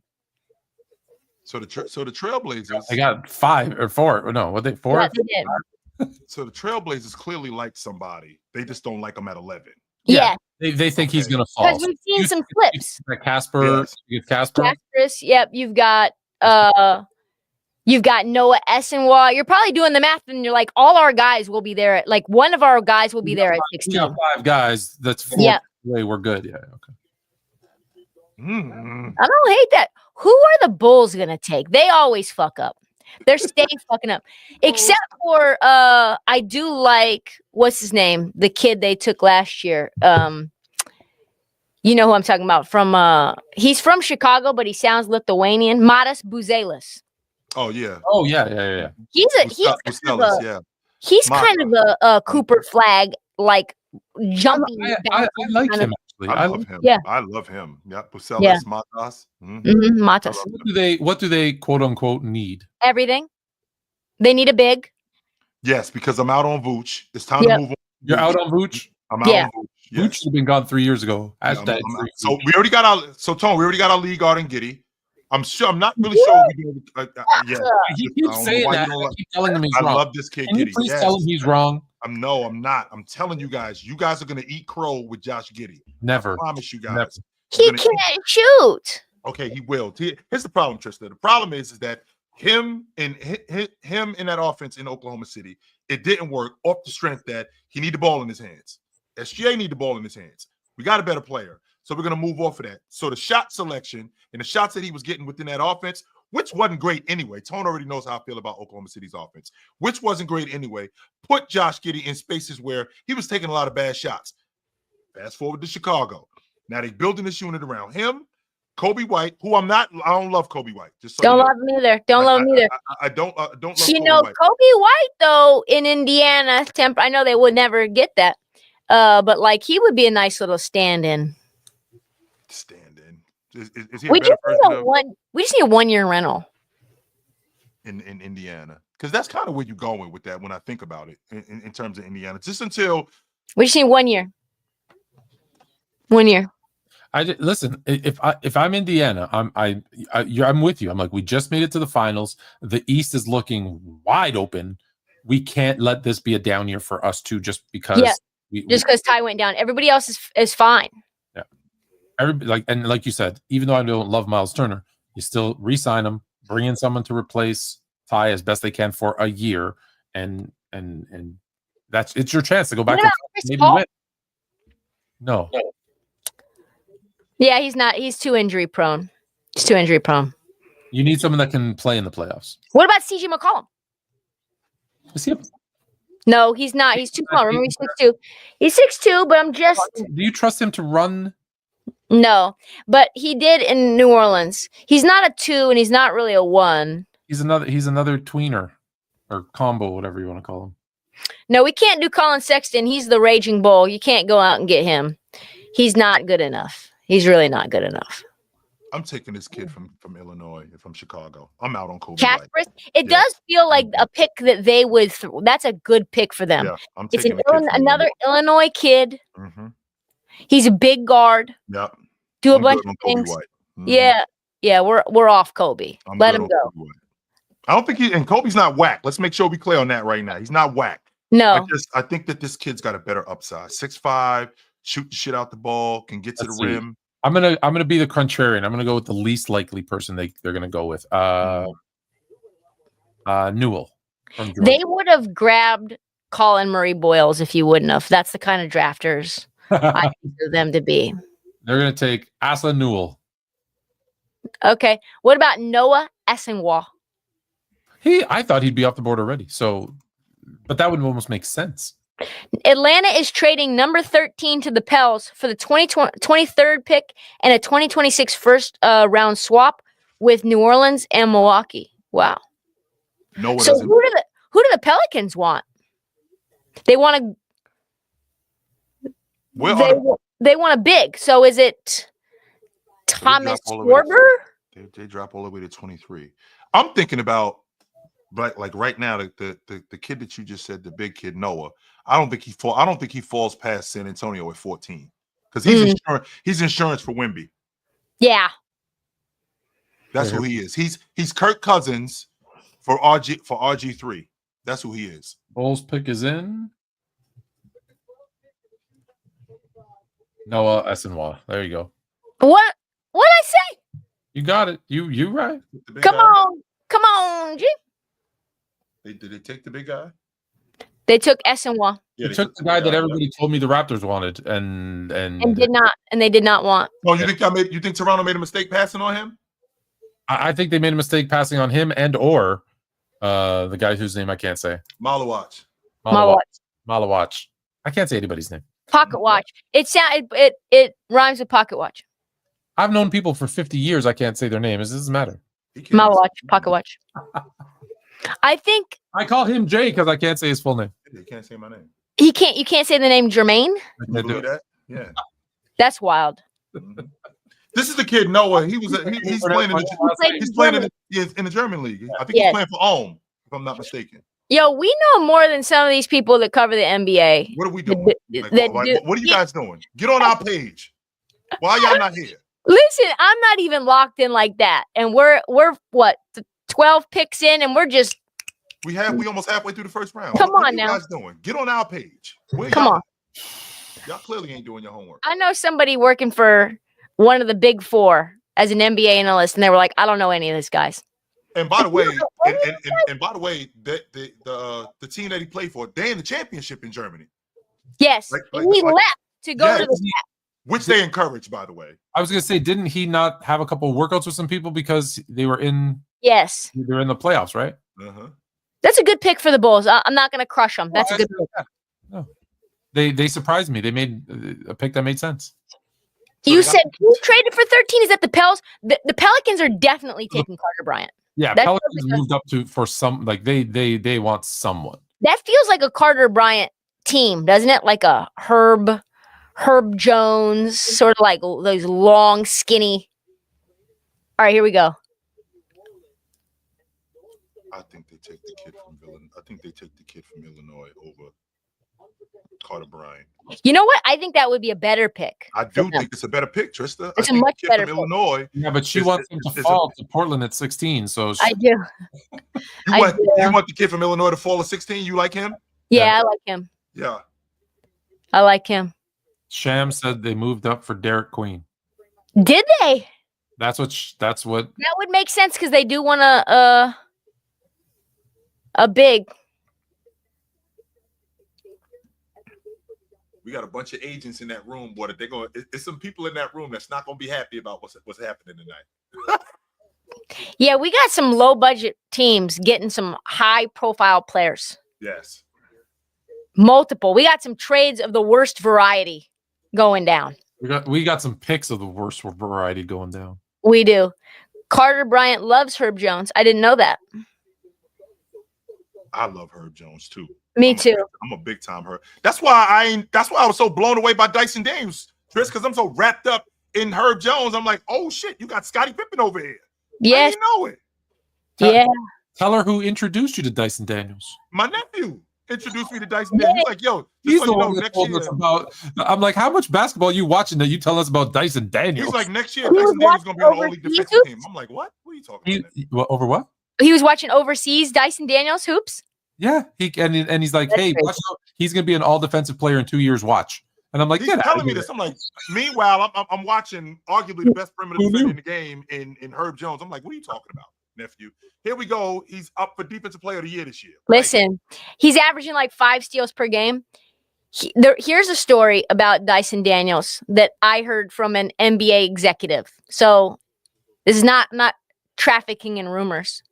Is that Dyson Daniels wasn't drafted as high as he probably should be because there was like some weird stuff going on with like they like pulled his cell phone records and some bank records and some weird stuff going on around that. I don't know what it was about, but they were like seemed kind of shady. So basically what we're doing is we overthinking it. Yeah. That's what they were doing. I think they thought he was like, and we haven't heard anything past this. Here we go. Hold on. No, this is about the Pioneers. Oh, I don't care about that at all. I think they thought he was a part of like a criminal organization, like a ring, like some sort of like, what, isn't he Australian? Yes. Some sort of like Australian crime ring. Oh. Which is kind of ridiculous, but that's what they thought. You know that Oscar Robertson is 85, something like that? That's crazy. He's still here. Can we just get to the picks? Also, by the way, isn't it insane? And I told you guys how much I love Walter Clayton, but Walter Clayton 2 months and change ago, Dyson Daniels was like that in New Orleans. Yeah, he was. 2 months and change ago was like a late first round, early second round pick. And now he's number 8 on the board for our man Jay Billis. So I think he might jump up. I think a team might reach for him. Where are we with? So as of right now, Respect history, Trysta. No. no, I know. Well, as far back as Trysta goes is our age. That's it. Listen, I'm like, tell me about. Trista's like, fuck the ABA. Fuck out of here. Yeah, what? I don't care. I don't include that. I don't. Yeah, I don't include that. Listen, I need the shot clock era. If there was no 3-point line, I'm not rocking. All they do is lie to us, man. This is we should be. Why aren't we celebrating the NBA 75th anniversary this year? Because that's what it is. Actually, it probably only should have started after the merger. Come on. We should only start in 79-80. Come on now. Atlanta. Oh, Atlanta. No, but it's not Atlanta. It's New Orleans. Yeah. Because they just traded down Atlanta. Mm-hmm. Yeah. Atlanta's picking for New Orleans, and they're taking Derek McQueen. There you go. Yeah, Derek Queen. What a shot. Derek Queen. But why would you pair Derek Queen with Zion? Boy, it's a lot of po' boys in gumbo spots down there in New Orleans, and this dude is a bacon sandwich. Let's come on now. That. Come on now. Yeah, it's a Tony had 18% body fat. Come on now. A lot of extra cheese on them burgers. When are they got that issue?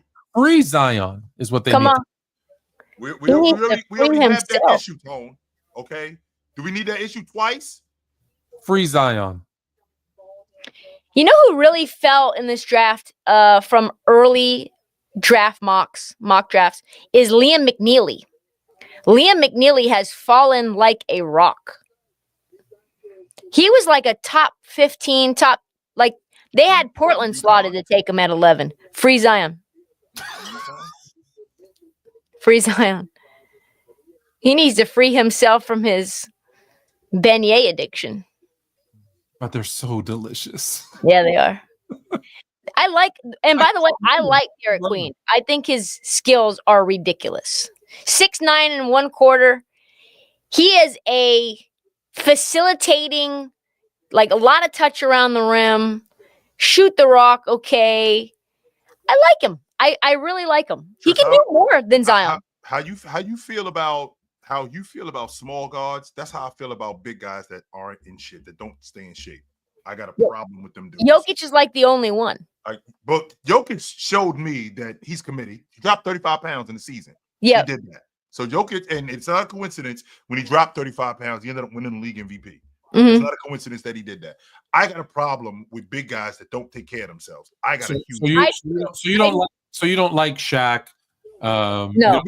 Just so you know, Tony, we used to get into it about that. Yes, we did. Okay, that's where I was going to go with that. Okay. We used to get into it about that. Yes, we did. I'm gonna leave it at that. Mm-hmm. Yes, he did. Yes, you're right. I remember him sharing you getting on his case, and yeah, you're the only one allowed to cuss at him. Andrew Bynum. Yeah. How'd you feel about Oliver Miller? How did I feel about Oliver Miller? I've got no comment on Oliver Miller. No. You don't know Oliver Miller? I don't remember Oliver Miller. Yeah, he passed away not too long. He did pass away now, but he was 6'9", had a 7 foot 4 wingspan. Oh, I do. Yeah, he played for the Suns and ate himself right out of the league. Yep. Yeah. No, I don't. I've called players fat a lot. He could rebound. He could pass, like this crazy court vision and then just no discipline. Yeah, I don't like that either. Small guards, fat bigs. It's a losing strategy. It really is. Stop eating, yo. Chill out. You don't got to put the whole bottle of mayonnaise on the sandwich. Come on now. Stop drinking Shirley Temples everywhere you go.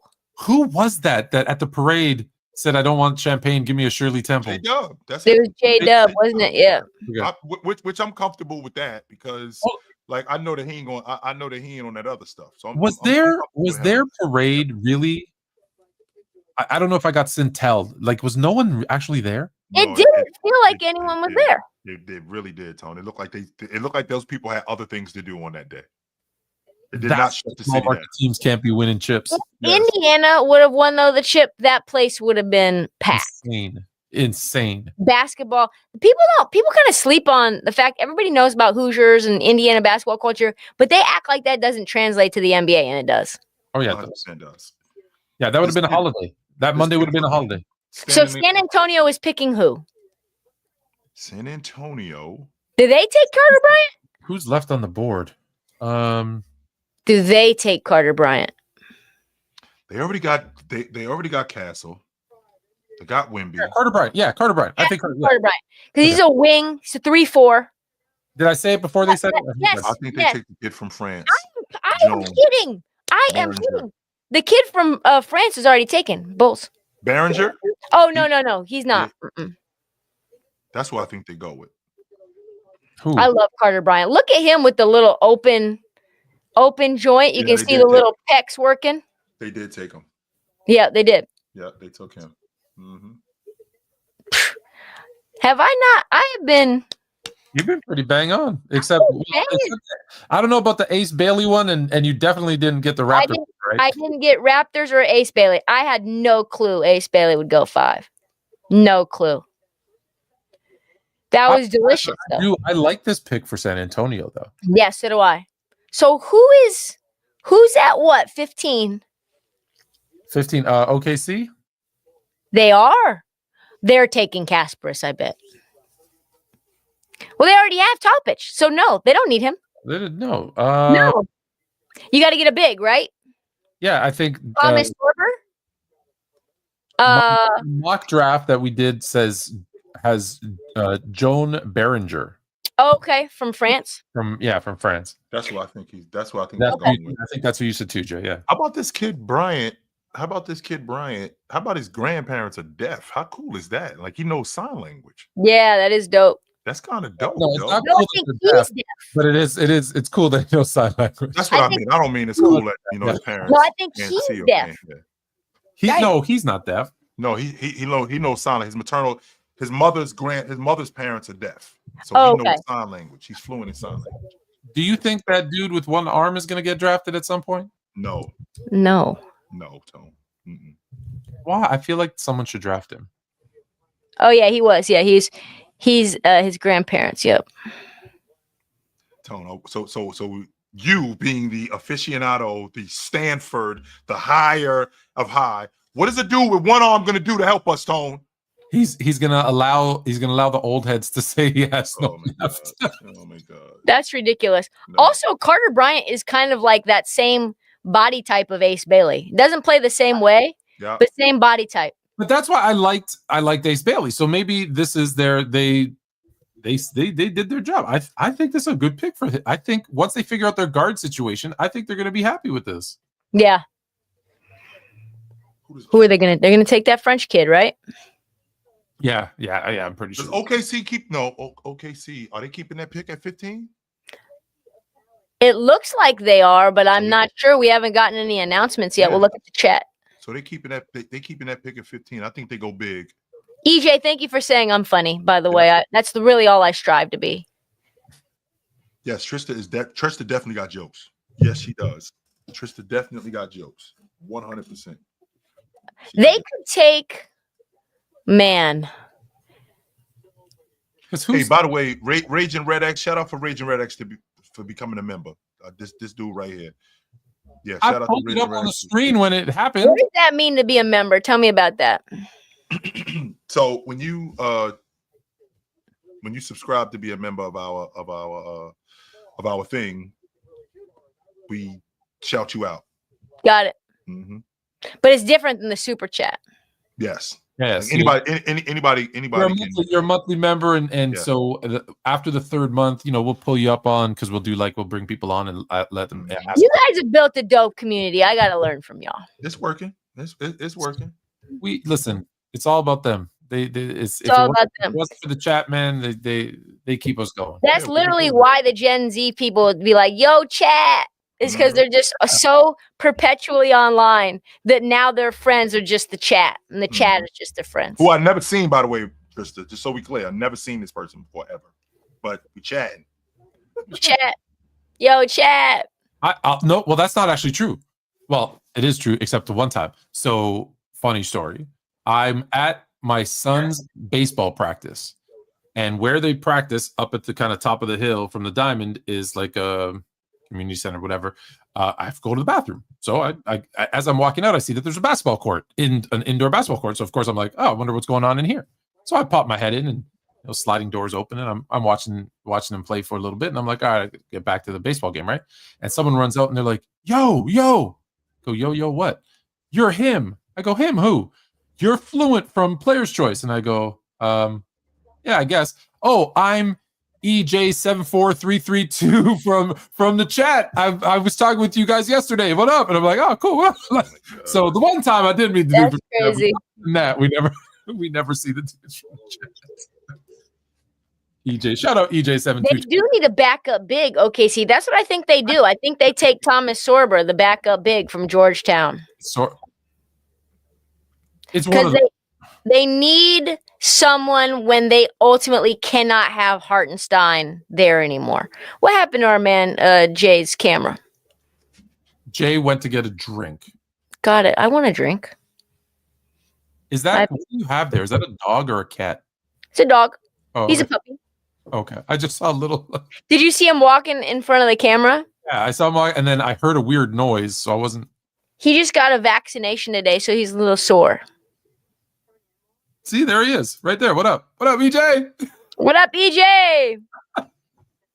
I was at the Nike employee store, and somebody was like, yo, are you her? And I was like, I don't know who her is.Maybe I'm her. You're the girl on Instagram with the takes. I said, I am the girl on Instagram with the takes. No. I am. I was just listening to you on the way here. And I said, you should probably not drive and watch Instagram. That's probably not a good idea. EJ, by the way, I'm from Memphis, so you probably won't ever see me. EJ, what you think about Memphis and what they're up to?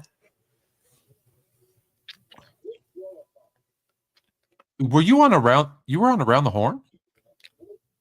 I don't remember you being on Around the Horn. I was not on Around the Horn. That was Sarah Spain. She's also been on the show, so maybe the confusion there. Damn. Yeah. I've never been compared to Sarah Spain before. Yeah, no, that's not a. Trade Ja today, Ridge Maddox says. Trade Ja today. Wow. That's crazy. Yeah, she was on the show and she couldn't get me on Around the Horn, so we booted her from the show. Just kidding, Sarah. Love you. R.I.P. Around the Horn. We love. Yeah, that's crazy. I like that show. I'm surprised. If it was making money, it wouldn't have got canceled. That's right. Let's be honest. No. That's right. We've been lucky. We have you on. We had Sarah on. We had Jamel Hill. How was Jamel Hill? What was she talking about? That was I used to do a show with Hugh Jackson, the former Browns and Raiders coach, and we talked. Yeah, of course. Yeah, we talked football, NFL draft, and at the time, there was a lot of stuff going on socially. So we talked about kind of social stuff. Is OKC selecting Thomas Sorber? This is the best draft. This is the Trysta Krick best draft. If this is what happens, guys, come on. Yeah, come on. You're right again. Come on, Jay. Come on. They drafted Thomas Sorber. I should have bet. They took the big kid from Georgetown. Yeah. They did take the big kid from Georgetown. That's what's up. Yeah. Okay. They need a Hartenstein. Trysta is 13 of 15, Jay. Yep. They took the big kid from Georgetown. I thought they were going to take the French kid. So did I. Yeah. I thought they were going to take the French kid. They take the big kid from Georgetown. All right. They need a backup big. They need somebody when Hartenstein, because they've got, they're always like cap managing. That's what OKC does the best. 6'9 1/4. So 6'9". Yeah, 6'9". Mm-hmm. He looks bigger than that, though, doesn't he? And he may play bigger than that too. Mm-hmm. I mean, you just kind of tell with the eye test. 7'6" wingspan. That'll do it. Oh, that's it right. That's it right there. That's Yes, that's it right there, Trysta. 7'6" wingspan. Yep. Those the are the ones that difference drive there. you nuts because you think you're by them, and then like, what the hell do you do They'll that? poke Him it away. and Chet together? Yikes. Mm-hmm. Yikes. 7'6" wingspan. Pause. That's disgusting. We need to get Chet in with your who's that fat dude you didn't like? We need to get them going out to dinner together. Queen. Though. Derek Queen. Yeah. So now Portland. Well, name like Dairy Queen. So is Portland taking Kasparis then? Well, that's what you've been begging for. So That's you what I've been begging for. I think OKC wants to They either not. move. Trista, they already got the kid. They got Denny. They passing on your guy. No, You they think got so? Denny. But Denny's a 3. He's not a 2. And I didn't know that Denny was 6'8". I didn't know he was that damn big. Listen, Denny last year was like probably one of the most low-key, impactful moves at like in free agency, at trade, like during the draft, anything. He's gonna be the face of. I think he's like the best player on Portland right now. 6'8", 6'9", can facilitate, can handle the ball. He's one of the best catch and shooters in the league. I think he was top 3 in terms of his catch and shoot. His ISO stats are really good as well. Defensively, he's a good player. He's a really good player. But I think they need a guard that they can say, all right, if Scoot doesn't work out, we can rock with this guy.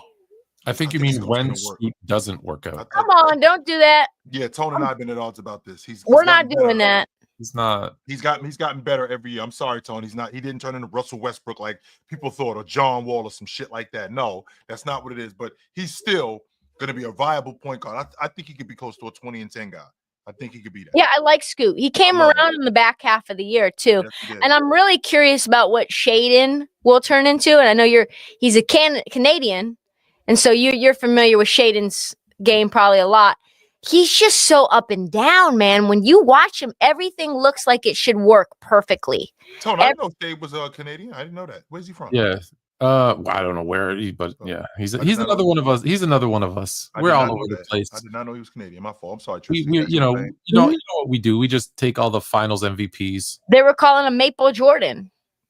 Like Wiggins. Any of the Canadian that can jump, they call Maple. Yeah. Maple Jordan. Trysta, did you know that Canada has the NHL, NBA, and MLB reigning World Series, Stanley Cup champion, and NBA Finals MVPs? No. So the Finals MVP is Canadian. That's Shay. The world, the Canadian NHL, the Stanley Cup Finals MVP is Canadian. That Stanley Cup MVP. What was his name again? Ben something. Ben Shelton. No. Never. I don't know. I don't follow hockey. Yeah, me neither, obviously. Well, Florida won it back-to-back years. And now Freddie Freeman, there's a bit of a caveat. Although born and raised in Cali, both his parents are Canadian and they moved there. Oh, he doesn't count. So, we're taking what we can get. Mm-hmm. You know what? You do what you do. You do what you do. All right, who's up? Who is up? Portland's up. This is Portland's pick. Oh, yes, because it's Memphis' pick, but it's traded. Right. Yes. Y'all gonna kill me with this. I think Cooper Flagg is one of us. I don't know what to say, but I think he's one of us. Yeah. Somebody in his lineage was sneaking in the slave quarters. I don't know where it's at, but I think he's one of us. Yo, Jay, do you think you can look at somebody white and be like, oh yeah, they I knew Hartenstein was one of us. I knew it. Yeah. When I didn't buy that Hartenstein name, I was like, he is definitely one of us. I don't know where it's at, but he is one of us. Yes, he is. I knew it when I saw him. And he's pure mixed. Pure mixed. Yes. Cooper Flagg, there's something going on in his lineage. Something going on. Yeah. Do you see it at all with Chet, or is it just the lineup and the beard? No, I think with Cooper, he's with Cooper, yeah. It's his facial features. Mm-hmm. Something somewhere down the line. I don't know who, but somewhere down the line, somebody was in the slave. He's like in 1/8 black. Yes. But Jay, like we all have originated from there anyway, so technically. No, that's not how that goes, Tom. That's not how that goes. No, that's not how that goes. Technically. No. We're not doing that. We're not doing that. Everybody believes in a black Jesus, so come on, man. Sorry. Some United Colors of Benetton shit. No Or one, I'm doing no one remembers that reference. Not in this chat. No, I in rocked this United, by the way. on here we I all rocked do, but United. no one That in was this my chat shit, knows. too, by the way. I had cross colors and shit like that. I was rocking. DJ says, "Nah, Unc, chill. He ain't one of us. He's Yes, just he is. been around. Yes, Just he been is. around. It's probably his mannerisms, Jay. It's probably the mannerisms. And the facial features too. Somewhere. That's just the John B. goatee. The John B. goatee is giving that. No, I knew John B wasn't one of us. I wasn't buying that. No, he y'all tried to get me with that because Yeah, he got that soulfulness about him. Like, no, he ain't one of us. He had the goatee. Y'all tried to sell me that. I He had love the soul in his voice. I love John. Portland, what the fuck, Portland? Get on the board. Yeah, What? this isn't. Do you know what I'm saying? Why are we getting this Cooper Flagg? I don't want this interview. I don't want it. Okay, so so now that Cooper Flagg's on, we can talk about this really fast. I read this today in The Guardian, which for whatever reason somehow quoted me in The Guardian, which is the only reason I read it. Etan Thomas. You guys know Etan Thomas? Yeah, right? Yeah, he's the writer on The Guardian. So he said that Cooper Flagg is the most likable Duke player maybe in history, and definitely the most likable white Duke player in history. I could get with that. Yeah. Well, you didn't like Tyler Hansborough? I could No, get with he's that. Well, Tyler Hansborough went to North Or Carolina. Grayson Allen. North Carolina, I know. Or JJ Redick. JJ, I hate JJ Redick. So yeah, maybe. JJ Redick had that face. You just want to punch him in the face. Hanson Yang, you better stop fucking with me, Joseph. Me. Do not fuck around. Don't be leaking something that's fake, okay? I don't need to get sent in the chat. You're gonna piss me off. Okay. Hanson Yang to the Trailblazers. Here we go. It's a Liam deal. Steele. No, it's not. Here we go. No, it's Memphis's pick. Memphis at 16. No, but it's ours. It's the Blazers pick. It is. It's Yang Hansen. It is. It is. Yes, Tris. Yes, Yang Hansen from China. He didn't even get invited to the draft. He in the stands. Look at that. He knew he was getting picked. Yes, and he didn't even get invited to the draft. Who is this kid? Yang Hansen. Championship. Is Yang the dude at the Oscars? Like, wait a minute. Hold on. Excuse me. Pardon me. Excuse me. He's sitting upstairs. He got an Oscar. Yeah. They needed a center. I'm coming. How tall is he? He looked like he a legit 7 foot. He's a 2-time CBA All-Star. Listen, this is so zag. This is so zag that it's got to be a hit. Do you know what I'm saying? It's not like the Raptors. It's like he was nowhere on anyone's draft boards, and it's our man Mike Schmitz who is I'm trying to talk myself into it, but Mike Schmitz is a good evaluator. He's 7'1", 251, modeled his game after Nikola Jokic. Can look at this, can get up off he's got some hops, he's got some athleticism even at 7'1". He's got soft hands, can block shots. Trysta, I'm selling you. He's your guy. I'm kind of if they do this, oh my God. They said listen, here's the thing about Portland. We're going all defense. That's why we got Drew Holiday. That's why we went out and got Donovan Clingan. It's that my new motto for Portland is get ready to shoot only middies, kiddies. Because we're guarding the perimeter, only middies, kiddies, and we're defending the rim. And that's it. You're not coming anywhere around that restricted area. Let me see. Oh, that's mine. Yeah, he's 7'1". He can pass. He can dunk. Can he shoot? Can he shoot the three? He block shots. He's got soft hands around the rim. Yeah. I don't think that. You know what, Tone? I think that there's something going on with Portland. Remember to clip this at 10:02 p.m. With Trysta made the what the fuck face. This doesn't work, Trysta. You know why this doesn't work? Because one, in Portland, we got Robert Williams on the books. In addition to having Robert Williams, we got Clingan, who I think is going to be an all-league defender. And then you got Clingan, you got Robert Williams. Is this kid a project, or is he? Are you picking him for somebody else? Because I think you trade. I think they traded down to that pick to pick him. They did. No one else knew. No one else was picking him. That's why I said this is a Zach pick. So that means that we're moving off of Ayton. Oh yeah, that's Nasty already nigga. been done. That's already been done. He's on an expiring, I want to say too. So No, this is contract year coming When up. you this have year. when Oh, you have the Chinese Jokic, you know Jokic took a couple years to develop into And who he just was. so you know, So Tristan. you know he'll take a couple of years too. I'm going to call my people and find out what's happening. Because I'm telling you right now. I'm telling you this right now, Tristan. Ayton is on expiring this year. Yeah, that's what I'm saying. Incoming 22, 13, and 2 blocks in an all-pro performance from DeAndre Ayton this year. We'll see, but we're not keeping him. I promise you that. He can't get to the arena in the ice storm, so he's got to go. Yo? What's happening right now? Like I can't come to work because it's too much ice on the road. Yang is going to be a 2-time MVP in this league. Listen, we don't need that. First of all, Colin Murray. Okay.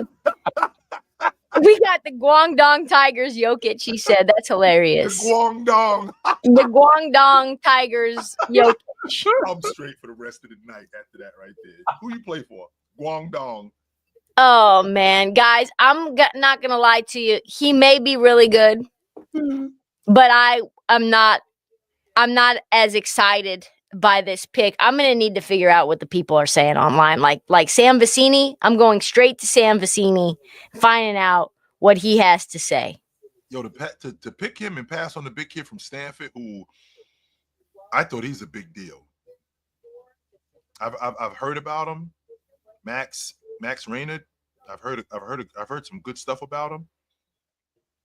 Okay, I need to look at this right now. Who we got? The Minnesota Timberwolves? Timberwolves, yeah. Yes, Minnesota's up at 17.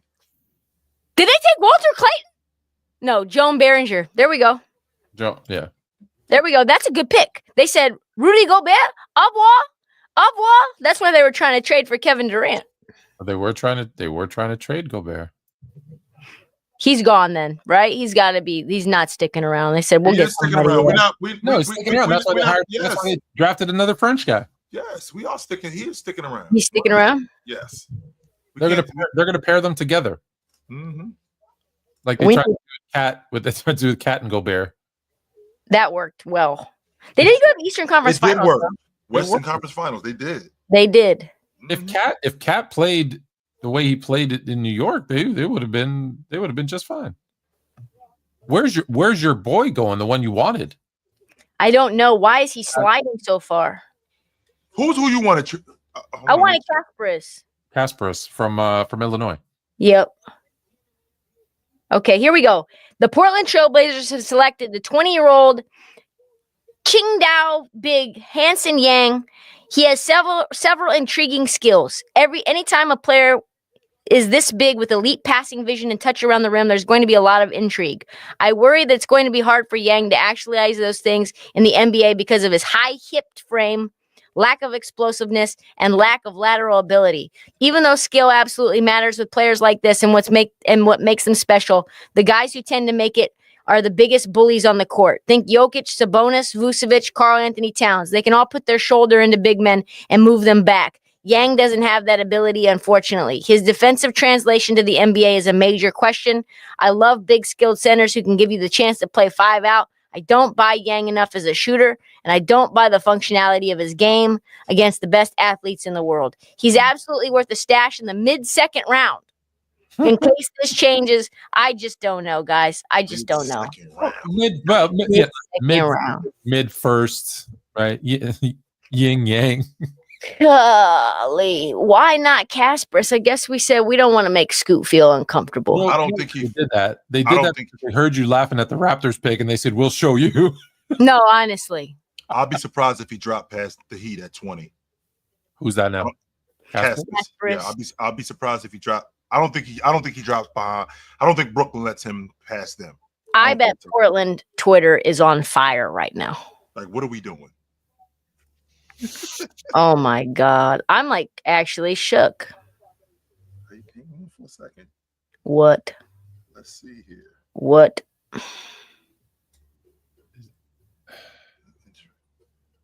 Wow. Hold on. Let's see. Oh, Washington's on the clock. There we go. Okay. Yes, they're at 18 right now. Washington's on the clock. Nothing going on Trailblazer Twitter right now. Oh, it will. The Trailblazers have 4 centers on their roster, and they just drafted Klingon last year. This is a shocker. Well, you already think that. You think Ayton's gone. Yeah. Yeah, you think Ayton's gone. I wouldn't be surprised if he was gone too, because I think they're building that thing around Klingon. I do. I think they're going to start. Someone said this guy wrote this in 2023, December 6th, 2023. I swear to God, this is crazy. Mm-hmm. Y'all want to get deep into the prospect pool? Mike Schmitz, ex-draft analyst and current Blazers head scout, was in China recently to watch 18-year-old, 7'1" center Hansen Yang out of Qingdao. He recently dropped 31-16, 4-4 against Shanghai. Look at these passes. The guy retweets his own thing, and he goes, one of my very first posts ever on this account was about Mike Schmitz being in China to watch Hansen Yang. 2 years later, he gets drafted to the Blazers. That's the problem with becoming enamored with a player that you just and I've seen so many GMs do this. They see them when they're young, they fall in love, and like no matter what happens, now you got to take them. Drafting this dude. It's like Kevin Costner in Draft Day. He had a note in his pocket that said, "No matter what, draft it." Like that's what, and I hate it because the same thing happened. I'm going to go back into the vaults here for you guys. The same thing happened with Colangelo with Andrea Bargnani. He saw him as a kid. He was like, oh my God, he's the next Dirk. He's the Italian Dirk. And he fell in love with him, and no one could tell him any different. And he drafted Bargnani first overall, guys.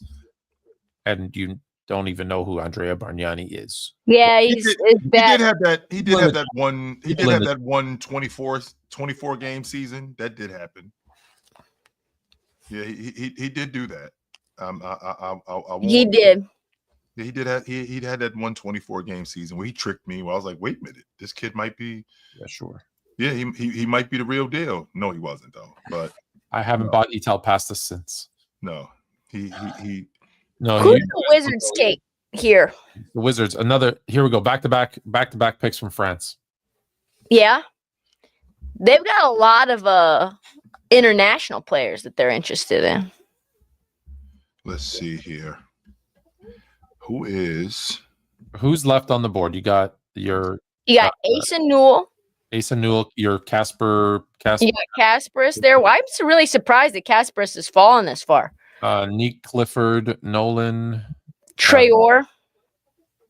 Walter Clayton? Did anyone? No, nobody's drafted him. Clayton's I don't mean to bring this back to Portland again, but kind of like the Raptors. This guy never came in for a workout. Not once. They scouted him since 2023.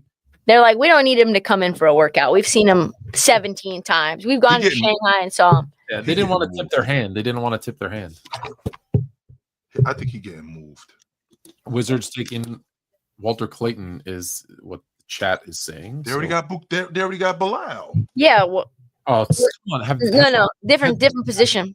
Has this draft not shown you anything? It doesn't matter what they already have. Who's their lead guard in Washington? Is it Bilal, right? No, it's Bub Carrington. Bub is their lead guard. I'm bugging. Yeah, they already got Bub. So nah. If they take Walter Clayton Jr., I wouldn't matter. I mean, I wouldn't mind that. I'm now watching with you guys this 2023 31 16 4-4 against Shanghai Clips, guys. That's what I'll be doing. That's what I'm doing. You need to get to know Yang. Hansen Yang, boom bop, my boom bop. He's pretty athletic, I guess. 7'1". He looks athletic compared to those guys, but when you read it, it's like he's not explosive. He's not all the stuff he looks like he can do against these guys. They say he can't do at the NBA. You know what they just want? They just want like another Donovan Klingon. Like we just want one guy to play 30 minutes and the other guy to play 20 minutes and just protect the rim and be able to, like in a pick and roll scenario or like a dribble handoff, be able to from like the elbow pass. It's going to be Clayton to Washington. That's what it looks like. Yeah. Washington selects Walter Clayton and trades him to Utah. Oh, there he. there he is right there, Walter Clayton. He's a bucket, man. He is such a gamer.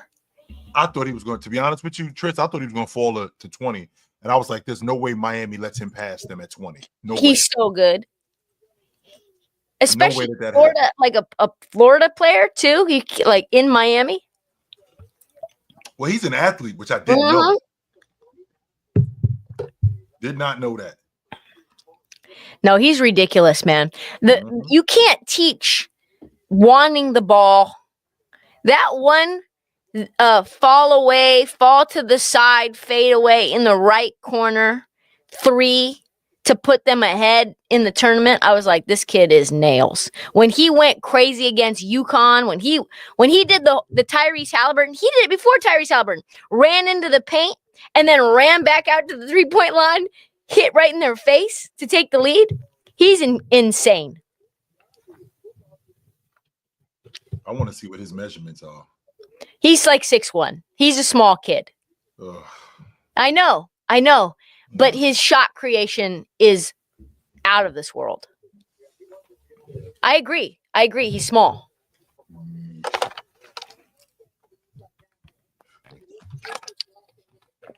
There's too much breaks in this draft at the end, like towards the end of this first round. Right? Like we could have got this done like 20. Because you at 22, you know who you want. Come on. Cut the shit. At 19, you know who you want. Yeah, come on. If this guy's on the board, like, what are we doing? If You Clayton's know on the who's board, going to be there and who's not at that point. right? If Clayton's on the board at 19, if Clayton's on the board at 18, now you overthinking this because now it's stuff like, well, what is he still doing there? And should we really take him? Is there a problem? And This is where they overthink it. Oh, we're just doing this after the fact? Adam Silver's telling us 20 minutes later that this pick this is a sham. This is a shams.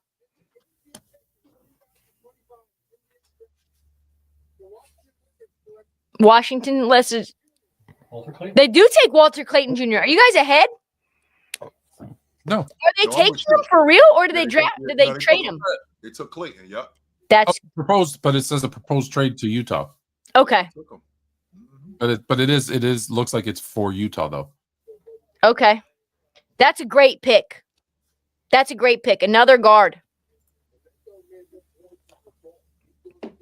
So what are they doing with Sexton? What are they doing with Keontae George? What's going on in Utah? Can we get a plan, please? An idea of what we're doing Why out do here? they have so many guards there? Right. So we got Sexton, we got Clayton, we got Keontae George, we got Isaiah Collier. They just took a point guard. So what are we doing? So Trysta, what we're doing is we're the Tampa Bay Buccaneers with John Gruden. We're just taking a quarterback every year until one of them hits. No. That's crazy.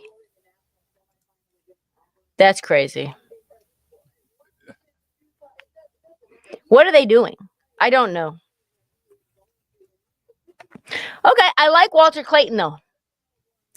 Wherever he goes, the kid's a baller. Him and Ace Bailey together won't be bad. They'll be fun. That is going to be an all-time summer league team. That's the team to watch in summer league. What is the plan? Hey, we going. Jay, you want to go down summer league? Watch some Utah basketball.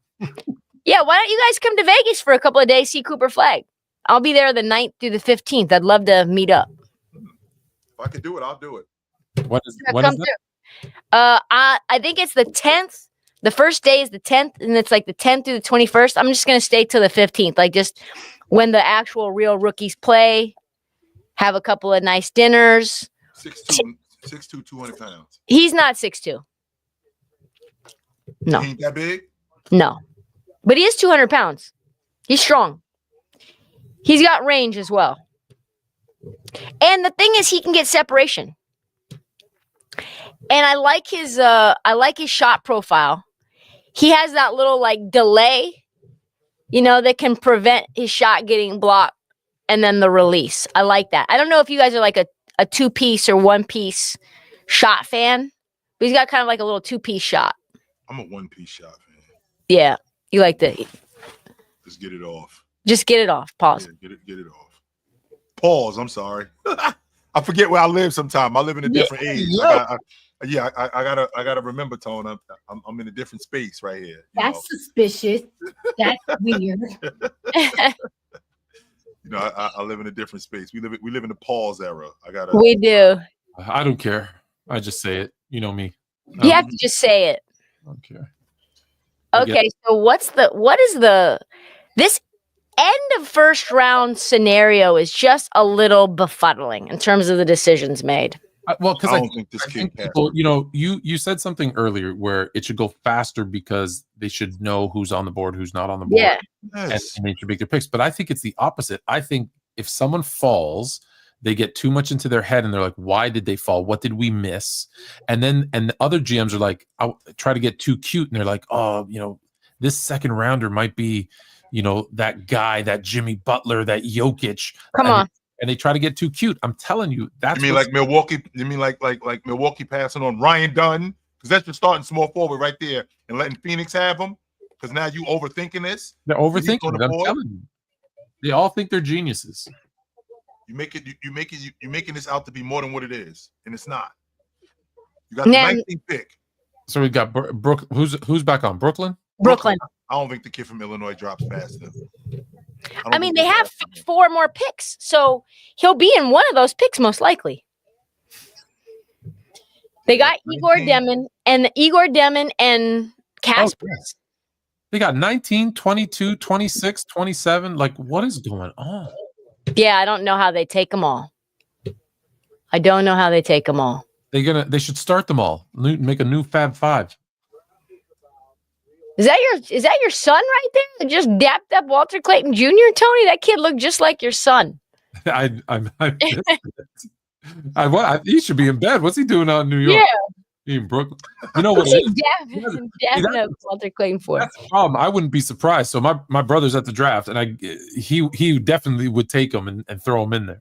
And remember too, Tone, we live in the AI age. So nephew that I just saw, that was fake. He is so scared of AI, Trysta. Like you don't understand. He's petrified that the robots are coming and they're gonna take over his work. I went and talked at a high school in Portland last week or 2 weeks, whenever it was. Time's crazy. And I asked those kids, they're all like 17, 18 years old. And I said, what do you guys think about AI? And they all hate it. They're all skeptical. They're all terrified. As they should be.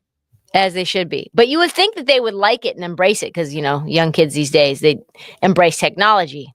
I thought they would. To be like, yeah, it writes all my papers for me. I thought they would love it. Yeah, no, they're like, it's ruining humanity. That's what they said. No, that'd be the internet. Mm-hmm. Get off my lawn. No, that'd be the orange man. Oh, man. So just as this is happening, because you saw my son out there at the draft. Yep. So my brother does all all the drafts and the Super Bowls and the NBA Finals and the Masters and stuff. And so he has this really cool thing he does. So he never sees his daughter, obviously, and so she has this little toy cow called Dab. Tristan, I got to deal with this on a regular from this too. And so what he does he said he never sees his daughter, obviously. He just is he lives at the sporting events. That's all he does. Nolan, who is this kid? Nolan Traore from France. The other French? I said back to back. Okay, I missed it by one. Nice. And so on IG, there's an actual account for Dab the Cow, and you'll see Dab the Cow at the Super Bowl, the Stanley Cup, the Masters. There's a picture of Dab the Cow. It's the best thing. He's at all the Dab has the best seats in the house. I'm looking for it now. Dab the Cow. The cow. Yeah. Dab the Cow. All right, here we go. Yeah. Look at all the seats. Yeah, I see him. He got the best seats in the house. He got College Game Day. Yep. Look at that.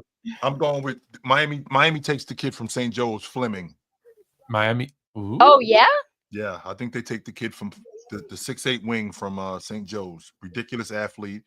He'll play behind Wiggins for a little bit. He's going to push. I think he's going to push. I think for that run. I think you're right, but that's Rasheer, right? He's like a 6'9", 6'10" center, the power forward center. He's replacing Bam because Bam's going to the Lakers. Did you hear that? The Lakers have come up as the number Oh, one really? landing spot for Bam. What are you gonna give up for them? I have For him? no idea, but let's do it. Nothing, Trysta, because like he's not going to the Lakers. Austin Reeves Yeah. and Rui Hachimura. Or yeah. You get it, like the Lakers package. Pause. We'll even throw a little Dalton Connect at him. You get a little Connect Four, who we know is super valuable because they didn't want to give him up to get Mark Williams, who they needed as center. So correct. And Dalton Connect makes sense with Tyler Hero and Duncan Robinson. It's right in the same mold. it's right in that, American White Boy. Yeah, perfect for Pat Riley and the American White Boys. He loves those guys. So they got France already has 3 picks. This is what Jerry West was saying. All the French from via North Africa is going to be all the wave in NBA. That's what he said. Via North Africa? Yeah, because there's like a An influx of North Africans Going into France. going into France. That Yeah, makes sense. It's close. They're nearby. Wiggs is going to the Lakers. Everybody's going to the Lakers. Yeah, Rich Wig- Matt. Andrew Wiggins going to the Lakers? We got Luca and LeBron, so we probably should bring in like Jokic and Giannis, maybe. Yeah, why not? Just to round it out.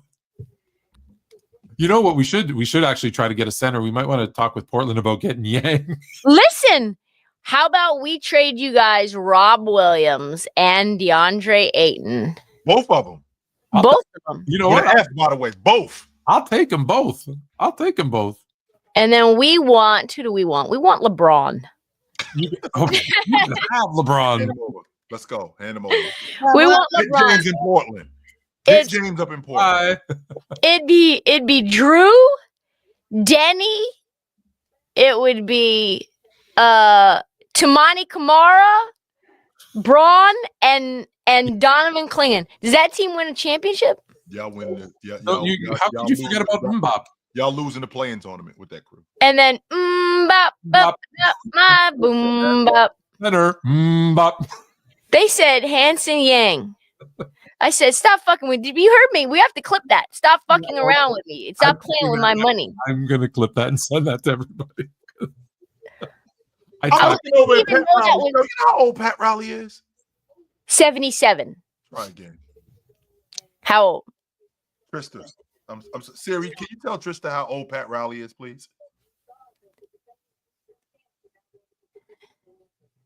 I'm sorry. No, apparently not. No.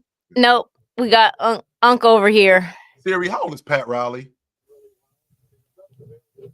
Pat Riley is 80 years old. Oh my. Edie? Thank you, Trysta. Thank you, Siri. Appreciate you. Oh my. They said Yang reminds me of Mega Basket Jokic. That's gonna be you know it's bad when your team is gonna be the most puzzling first round decision. You already know it. Like you know, know. we got no idea what we're doing. Like what's going on here? What was the purpose of that? I'm gonna need answers. I always meet with somebody from the front office of the Blazers at Summer League, and I get like all the years worth of tea that they won't give me throughout the year. I can't tell you this right now. When I see you in the summer, I'll tell you. Yeah.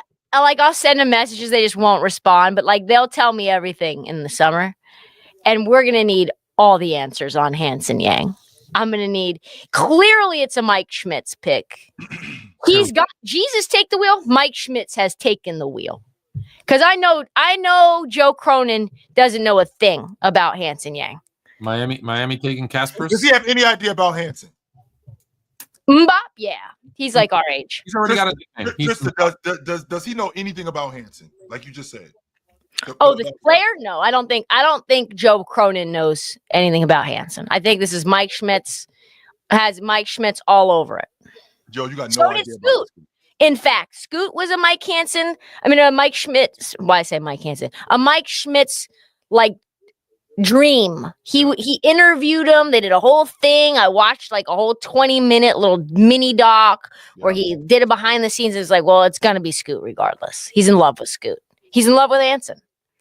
He was in love with Denny, and he went and got Denny after the fact. When he was at ESPN, he was like singing Denny's praises, and I love Denny. That was a good pick. That was a good trade that they made. I'm befuddled. I honestly have lost words. Mm-hmm. Facilitator, front court depth. Who are they going to pick? Caspers. Have to, or Fleming. Like you said, Rasheer Fleming out of That's what I think they go with, the kid from St. Joe's. Yeah. Yep. I think they go with the kid from St. Joe's. I don't know. Raging Red hasn't been wrong. No, it looks like they took the kid from Illinois. They took Caspers? They took Caspers from That Illinois. Raging I Red don't hate that. been wrong. Caspers. Yeah, Raging Red be leaking the picks. I think he's 15 seconds ahead of us. Yeah. So Ace Bailey goes to Utah. Clayton's going to Utah. Yeah. And now Utah's got the 21 pick from Minnesota. Really? From what? Oh, from That's from that Rudy Gobert trade. Rudy Gobert trade. Yeah, that's from that Rudy Gobert trade. Who they taking, Red? Liam McNeely. Who they taking?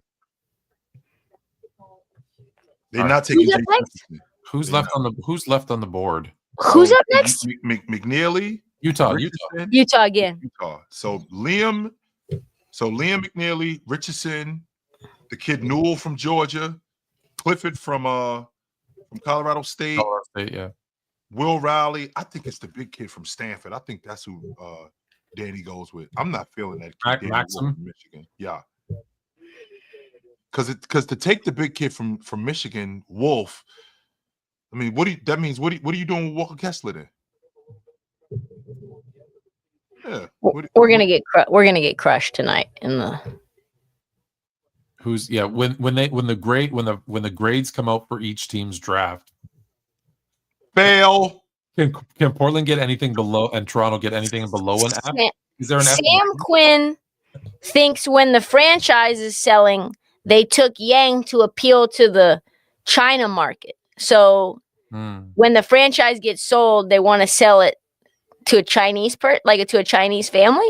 Is there a big Asian Chinese market in Portland? Yeah. No, but Paul Allen's sister is selling the team.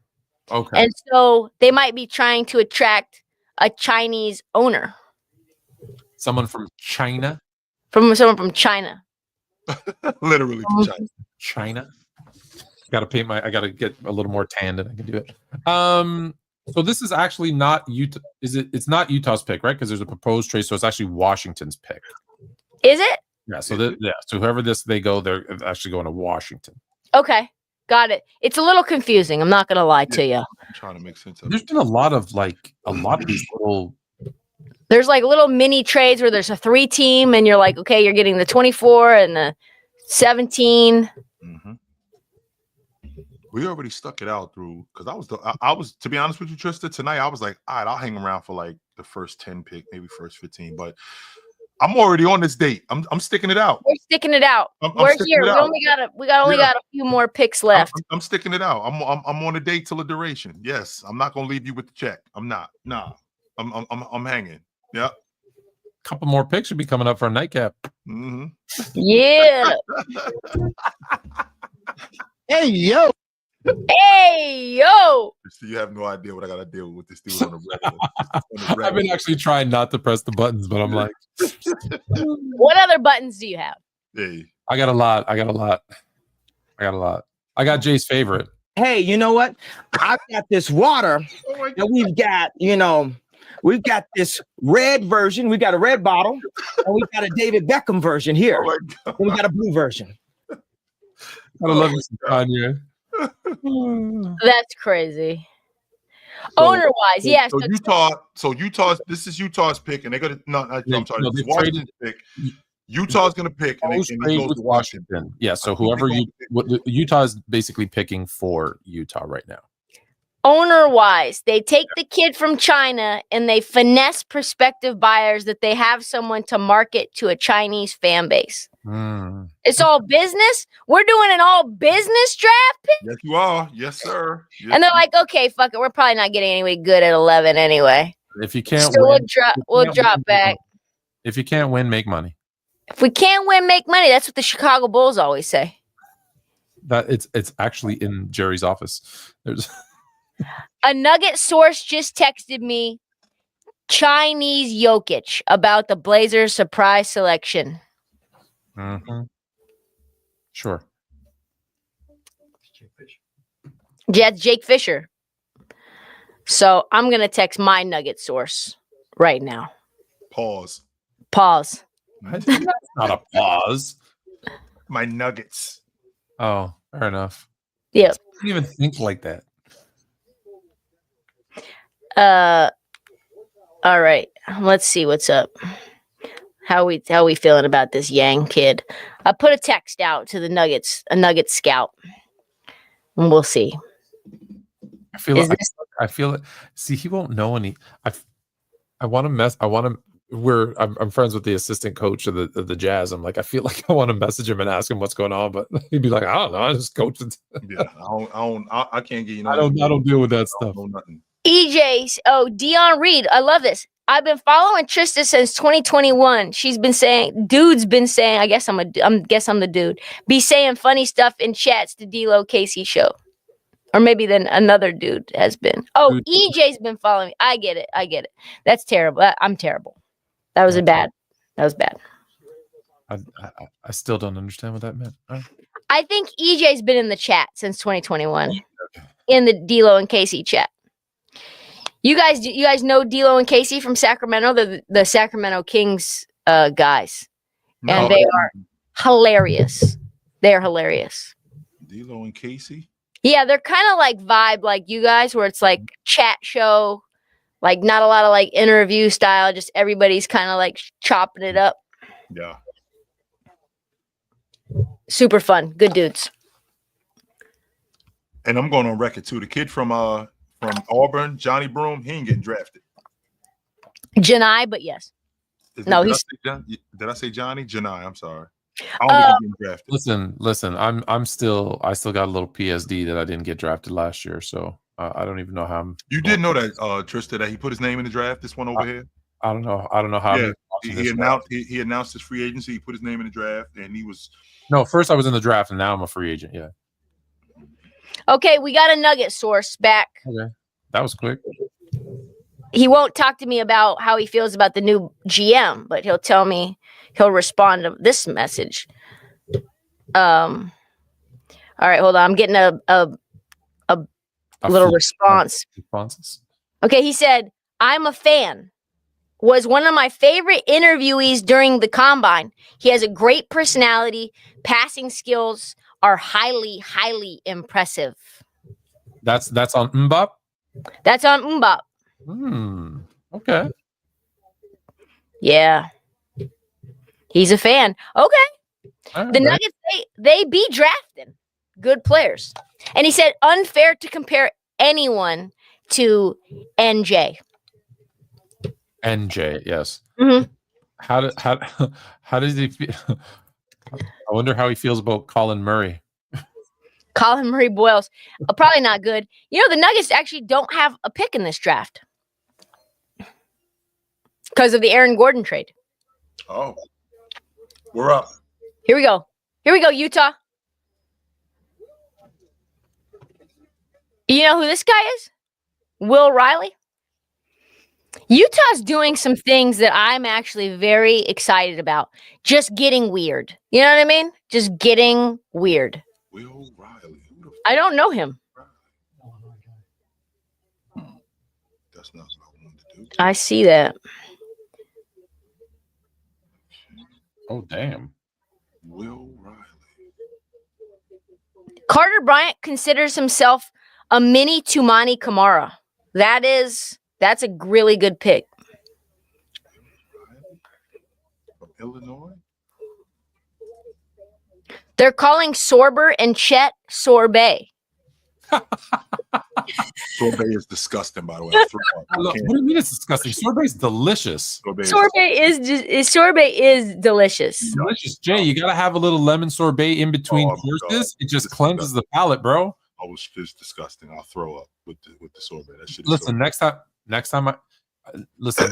last time I was there, we only had time for fast food. Next time I'm there, we're gonna go to a proper meal, and I'm gonna teach you. Israeli dude. Will Riley. Oh, is he? He grew 9 inches from 5'9". Did you call him Israelian? Something like that. Israeli. Yeah, it just ends there. It's not Israeli, and it's Israeli dude. Israeli, yeah, Israeli. So it's not like America dude. It's the American dude. I got you. If I didn't correct you, all the boys on my team at the Jewish Community Center would Why is he still on the board? love me. So Like, who is this kid? shout out to the Warriors. So Utah sent number 21 in the second round picks to Washington for Walter Clayton.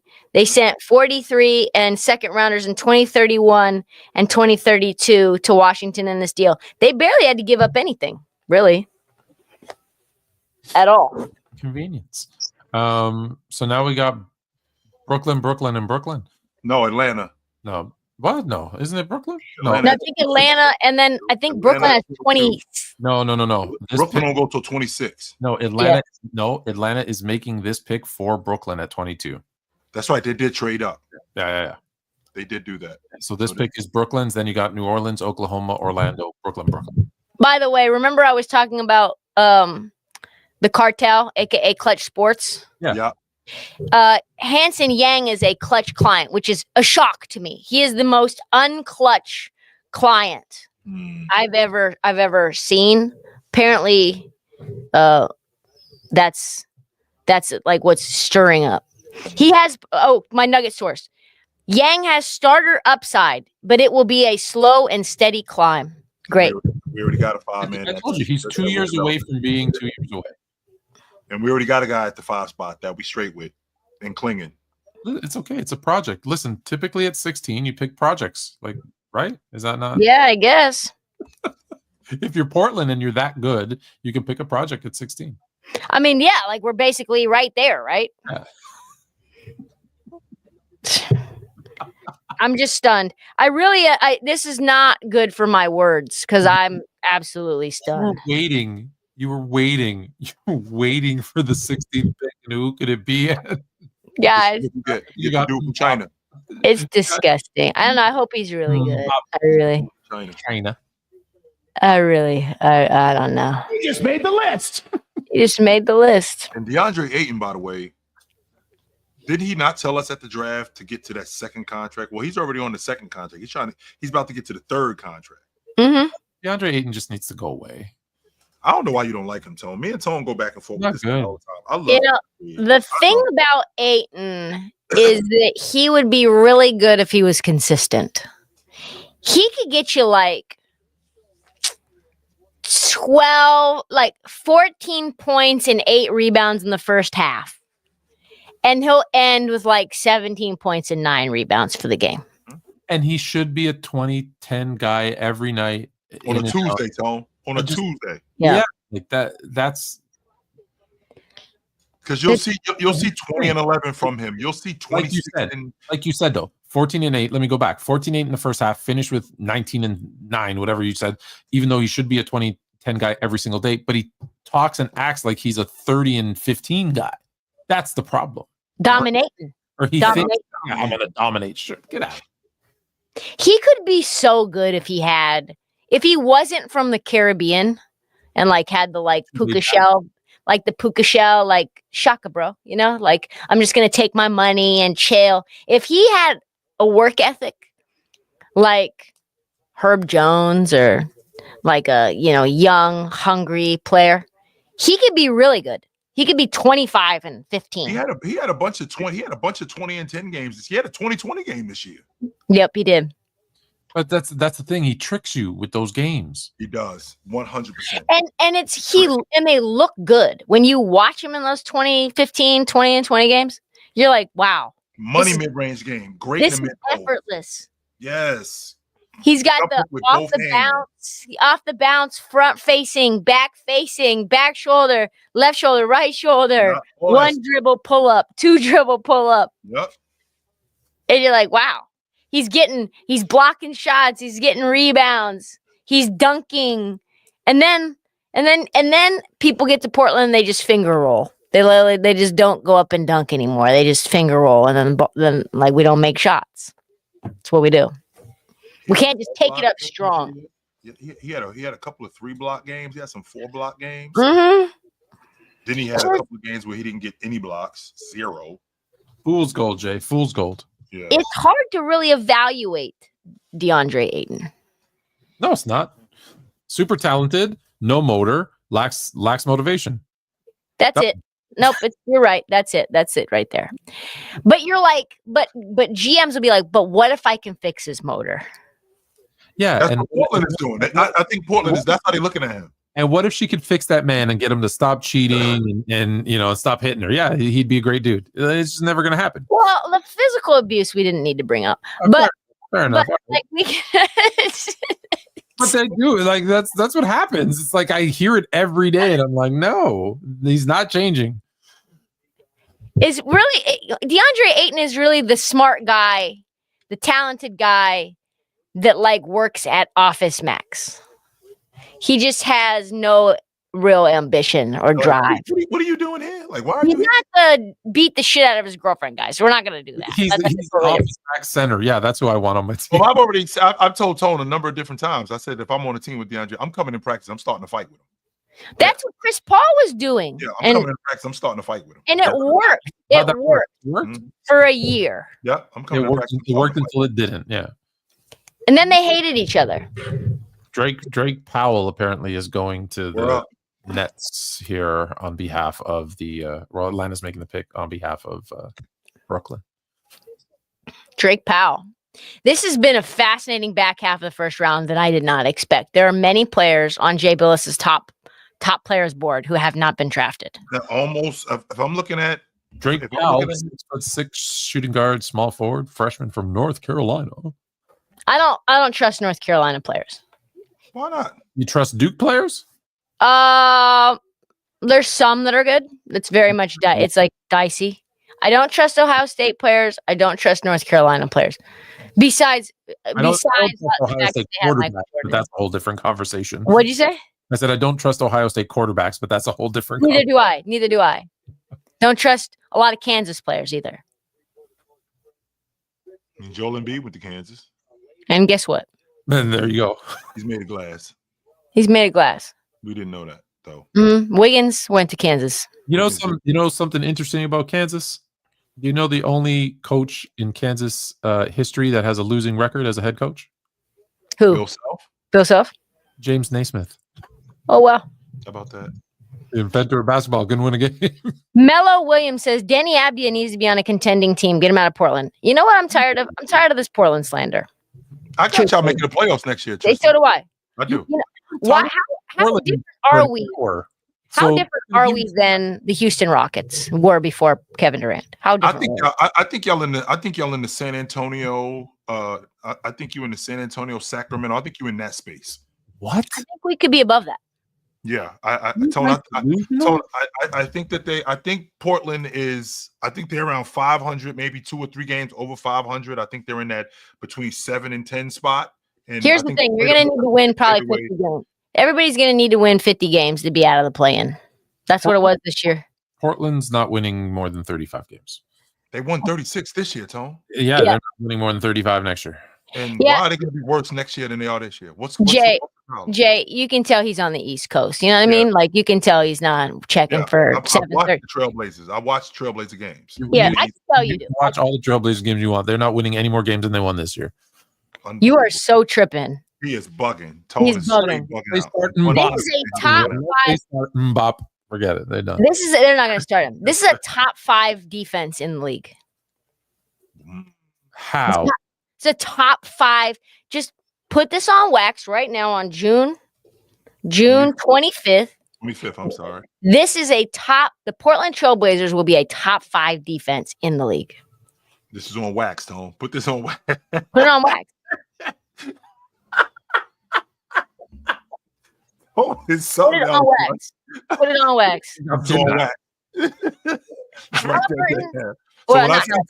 So when Tone and I are doing Fluent and Chill on a Tuesday in January, and they are the 19th defense in the league, Tone goes, Jay, do you remember this? No, I won't. Actually, what I'm going to do is I'm going to be like randomly, hey, Trish, you should come on the show. We got to talk about this. You'll be like, oh, cool. And she won't remember it.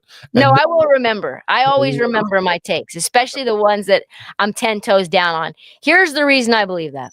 Mm-hmm. Tumani Kamara, I don't even know if Tony knows. Do you know who Tumani Kamara is? You know who he is? Okay. Because I know you're not watching Portland Trailblazers games. Okay. So All defense guy. All defense. Awesome guy. Drew Holiday healthy. All defensive guy.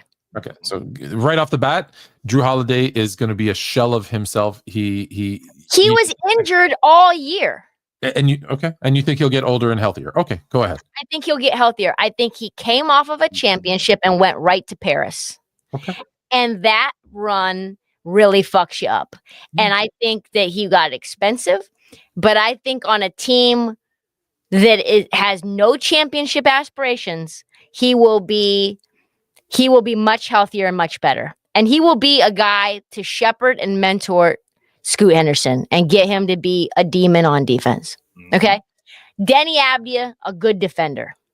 Jeremy Grant, when healthy and motivated, excellent on-ball point of attack defender. Donovan Clingan, elite rim protector. Rob Williams, when healthy, elite rim protector. Get ready to hit middies, only kiddies. Okay. So you go 3 guys in a row. When healthy, when motivated. Okay, keep going. That's the problem. Your team is built around 3, 4, 5 guys that are when healthy, when motivated. That's not 3 guys. It's 2 guys. Ayton's still on that team, is he not? I didn't say anything about Ayton. But he's going to play, isn't he? Yeah, Just and he ignored him doesn't mean he's not there. He's going to be. He will play, or we'll move him. This team is going to be a monster defensively. Matisse Thybulle off the bench, by the way. Matisse Thybulle off the bench. Mark it down. You said top 5 defense. I say they won't be top 10. What do you think they're going to be? In that 11 to 15 range, middle of the pack. Middle of the pack defense. Middle of the pack, and they will. Now, all jokes aside, be a 35 to 40 win team. This team will win 42 games. I was going to say 43. Yep. 42, 43 games. Their win total will be about 34.5. You got to take the over. This team on the back, let's find out if we can get Tony to, let's not to make this about the Blazers, but Blazers record after the All-Star break. We got to get to that. Mm-hmm. What do you think it was? After the All-Star break, what was that? Last 30 games? Mm-hmm. You're going to probably tell me they were 18 and 12. Oh, I think it was much better than that. I need to find it though. So the Trailblazers this season, after the All-Star break, because just so we clear, Tone, and you and I had this conversation throughout the course of the season, and there was a time when it was like 2 or 3 games out of the play-in tournament. Mm-hmm. They were right there at the end. So the after the All-Star break, let's see, 57 to 82. That's 25 games. 1, 2, 3, 4, 5, 6, 7, 8, 9, 10, 11, 12, 13. They were a game under 500. And what was their defensive rating too? And I think they actually started to kind of like tank a little bit at the end. Yeah, tiny bit. They were 16th in the league. But at the second half of the season, they were 12. Yeah, I'm looking at, and then defensive rating. Let me see here. The offense is going to be better next year. Oh, a lot better. Yes, their offense is going to be better. New Orleans takes this kid, New Orleans takes the kid from Georgia. Nice. Yep. So in their last 30 games, I said they won 18 games. They won like 15 or 16. So you're right about that. All right. Relax. No, it's just now. Now you're more. Portland. But now you're more fluent. Portland was the top 5 defensive rating team post the All-Star break. They were the 4th best defense in the league, and I think that they can continue that. Well, that's what I think that they can continue to do. I gotta wait till the end of the season, or when they're not at the halfway through the season. Can I gloat then, or do I gotta wait till the end? You gotta wait till the end. Fine. All right. Gotta wait till the end. Hey, Asa Newell, that finally got picked. Good for him. He kind of dropped. Yeah. Yeah, like he was like top 15 most. I thought so too. And I think that's a good pick for the Pelicans. They like those high motor guys. They're a big high motor team. They're getting crushed online, by the way, more than Portland. Who is OKC? New Orleans is. Oh, New Orleans. They're saying that the NBA needs to take their team away. I don't hate that. They said they need to go to Seattle. I'm all for retreat. Well, me and Tone literally just had this conversation yesterday about they were talking about expansion this summer, and I don't want to talk about any other teams or any other cities until we talk about Seattle getting their team back. I don't care about Kansas City. I don't care about Baltimore. I don't care about Vegas. None of that.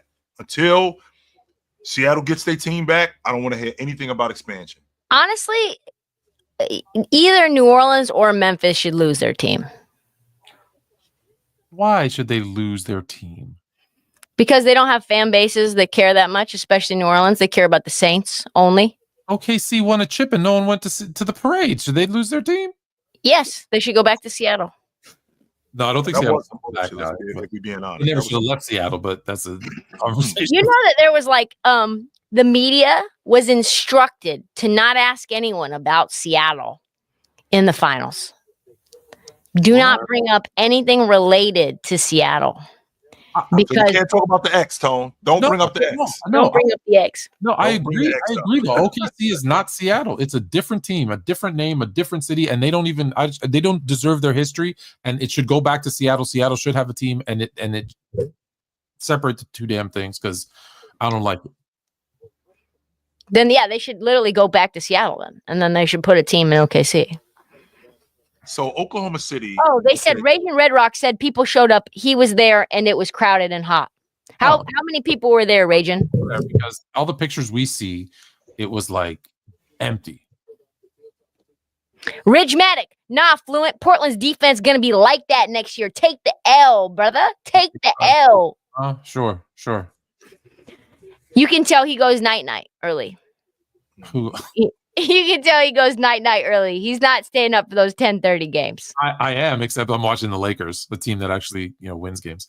I had a conversation with Tone during the season. I was watching the Blazers in Utah, and I told Tone, I was like, "Do you remember, Tone? There was a time when the road to the NBA Finals went through these two teams. That was going on. I liked when they were good, and it was a time when the road to the NBA Finals went through Portland or Utah. Like you're trying to get to the finals. We were like that. That's when I got interested in basketball. 1992. 1990 was when I got interested in the NBA. Yeah. So the pick is in.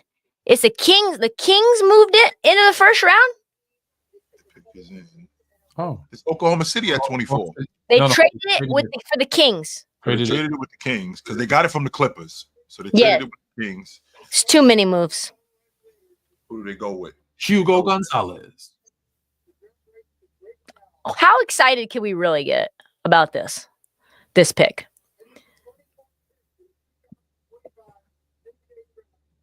So the pick is in. Neat Clifford. Oh, Colorado State. Okay. Listen, I don't hate that. The kid from Colorado State. All right. I forgot he was still on the board. So did I. I think maybe some other NBA teams did as well. There's no way y'all forgot that he was there. Yes. There's no way. He was sitting right in the. He kind of looked like Scottie Pippen a little bit. Yeah, he does look like Scottie Pippen Jr. Yeah, he does. He's got that little build. He's got the chain. He's got the purple on. His mom's over there with the 3-piece suit looking like an usher. That ain't his mom. I thought that was his mother right there. I think that is. The lady in the one with the vest and the purple sleeves. The one with the vest and the purple sleeves. Yeah. She's matching his suit. Yeah, she is. Oh, okay. That's his mama. I think so. There's a lot of purple. All the fam is rocking purple. I thought that lady right in front. I thought the lady with the black dress, the white lady. I thought that was his mama, and this is his father right here. He does look mixed though, doesn't he? Yeah, I thought this is just pops. Yeah, he's got a big crowd. So he averaged 38% from 3 and 9 rebounds per game at Colorado State. He's got wiggle. He's got a little versatility to his game. Oh, post trade. Okay. I don't hate it. 6'5". So if you're taking this kid, damn Brooklyn, damn Oklahoma City, give me the damn kid. Topich. That's not Oklahoma. It's going to Sacramento. It's going to Sacramento. Going to Sacramento. It's going to Sacramento. That's I know we can't keep track. We can't really keep track of this. Sacramento's pick. I got That it. is Sacramento's pick. got it. Okay, I got it. Think of your point guard right there then. Yeah, he's like a wing, but they need somebody who can create a little bit, a bigger guard that can create. Playmakers over there. Who's still in Sacramento? It's Malik Monk. It's Zach LaVine. DeMar's still up there. DeMar's sort of there. I don't think he'll stay around. I don't think he's going to stay there. Valanciunas It's a bonus. Valanciunas and Sabonis. Oh, Yep. yeah. Ellis It's a is still bad up there. team. The fact that you're even putting my Portland Trailblazers in the same category as that trash ass roster is disrespect. After thinking of Sacramento's roster, maybe I bump you guys up a little. Come on now. Come on now. Don't do it. Sacramento. It is bad. Here, I guarantee you, Ox is going to jump into the chat here in a second and start yelling. We're better than New Orleans. We're better than Sacramento. We're better than Memphis. We're better than Memphis. Yeah. Memphis can't keep Jaw healthy. Memphis will be like a 2 or a 3 seed for most of the first half of the year, and then they will just plummet. They was a 2 seed to like the last month of the season. Then garbage. Exactly. 600,000 people? No way. Out of the 700,000, there's just no chance that that's true. Yeah. Raging.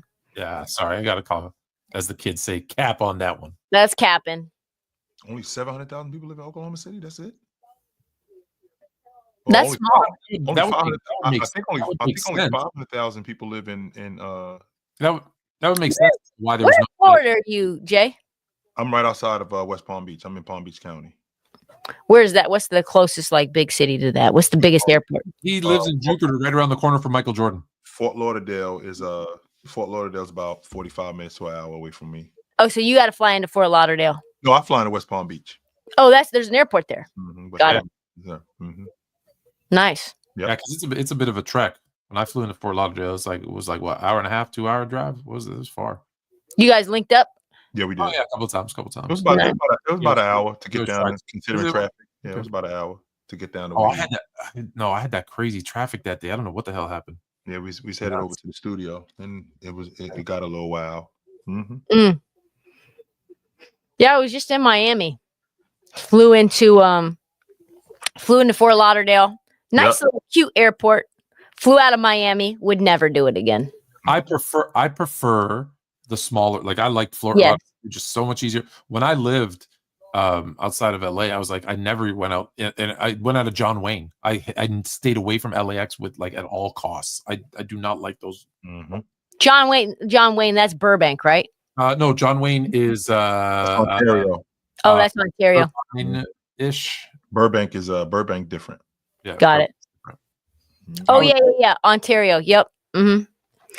We got to get some picks because we're talking about airports, and so yeah, kind of getting thrown off the track a little bit. We got to get back on the track here. Yeah, let's get back focused because we only got 4 more picks.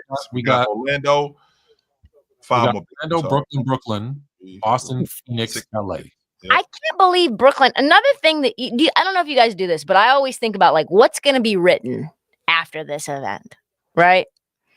And I think what they will say is Brooklyn really took every pick that they had in the first round. They didn't package them for anything. Orlando took the kid Richardson from Michigan State. Jace? Oh, that's great. That's so out of character for them. I like it because now they get a backup lead guard because now Cole's gone. Mm-hmm. So now he gets to play behind Suggs. But it's so out of character because they like, you talk about big guards. They like 6'9" guards, 6'7" guards. That's small. 6 He's 6 feet. Yeah. He's smaller than Cole Anthony. It's so crazy. Everything I see, everything we've said where you say he's 6 foot, everything on here has these guys at like an inch or two taller. They're all wrong. Yes. I have him listed 6'2", he's 6 foot. He's 6 foot and like 0.7, like 3/4 of an inch. But he is a small 6 foot too. small 6 foot as well. He looks slight. He's just not an Orlando pick at all. But it's interesting because you had said, what they're going to write about and how Brooklyn made all these picks and kept them all.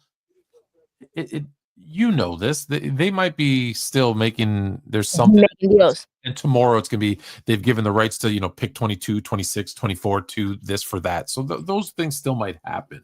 Sure. But if it stays the way that it is, that will be one of the more surprising things. Yang will be number 1. Biggest surprise of the draft, Yang. Number 2 will be probably Colin Murray Boyles. What about the kid from Oklahoma City? The kid from Georgetown? No, that made sense to me. Yeah. Thomas Sorber. Yeah. That made sense. You need a backup big because of Hartenstein. Yeah. Oh, yeah. Thomas Sorber. Yeah. We thought they were going to go with the other big, but it was one. It was either Behringer or Sober. So So that one was one surprising to me was Con Knipple going as high as he did. I did not have him going that high. Yeah, I thought he'd be top 5. He was like minus 175 or minus 200 or something to go top 5 today. Obviously, a big surprise will be Ace Bailey getting selected to the team he told not to draft him. Don't draft me. He told Utah that. Don't pick me. Yo, and then he ain't said Charger. Yeah, but I think Ace Bailey will be the lead because it's a top 5 pick, and Danny ain't said I don't care. I'm drafting you. Conversation about him, and then I think you're right. Then it's going to be Mbop. Then it's going to be Colin Boyle, and then maybe Brooklyn's 12 picks that they're going to, I don't know, completely redo their roster with all rookies. I'm sorry, I'm laughing because Danny ain't said the press conference is tomorrow. I don't want to hear your shit. Have your ass there. Be there. You better be smiling. Do you want to be here or not? And he's like, yes, sir. Well, that's where we're going. That's what we're doing here. I'm in Utah. I hope you like the mountains. Have your ass there. If my laptop dies, I'm gonna have to get on to my phone and do this. We almost done. We're almost done. It says I got it. What do I got? I got 10% battery life. I don't have my charger with me.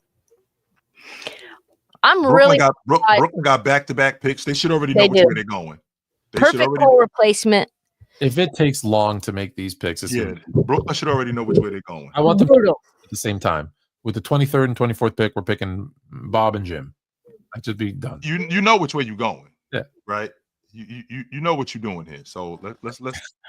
I'm equating it to my NFL fantasy draft. When it's a snake and you're the 12th pick, you better know who you're taking at 12 and 13. Totally. Don't make me wait. I feel like we have a lot of dead time between these picks at the end. Which is weird because they should be these, like you said, they should be the faster ones. Yeah, we know who, and they only have, and they say 5 minutes to make the pick, but damn, it shouldn't be 5 minutes. No, it should. Even in round 2, I think it's 4 minutes. They need to cut that in half. They need to speed this baby up. Yeah, Brooklyn got you need a pitch clock. Brooklyn got both of those picks. McNeely's still on the board. Wolf is still on the board. The kid from Stanford still on the board. Fleming is still on the board. Which is incredible that he's still on the board. One of these Brooklyn picks will be my boy from Spain. Broom from Auburn still on the board. I don't think he's getting drafted. Hugo Gonzalez. I don't know. I'm not a draft expert, but this is like almost the end of my player knowledge. You know what I mean? I'm like, I don't outside of the kid from St. Joe's, I'm like, I really don't have much to offer. I know what these teams need. Brooklyn needs everything. We know that. They could use some centers. They could use a bigger guard. It's a lot there. It's a lot that they could do. What does Brooklyn need? Everything. Everything. I want to start with a lead guard. Same. I don't think Cam. He's not it. You say you want to start with a lead guard, but who are you picking at 26 and 27? That's going to be. What is going to be a backup? Be a backup lead guard. Let's be honest. I got a bunch of. Igor Gemin's going to be their lead guard. Oh right, okay, so right because they had. I forgot they've already had 2 picks already. 3 picks. They've already had 3 picks. Jesus. They have 26 and 27. No, but they've already. Who they've even taken. 19 and 22. So they've had 2 picks. My bad. You're right. No, they have 8, 19, 22, 25, 26. This is for you, the glaze. Better plug in your laptop. Plug it in. Pause. I don't have it though. Well, let me just do it now. Hold on. Let's log in this way. I got 30% here. Y'all, I'm just whack. All right, here we go. Forget the computers. I'm at 10%. This draft better end. I can't stay up too late.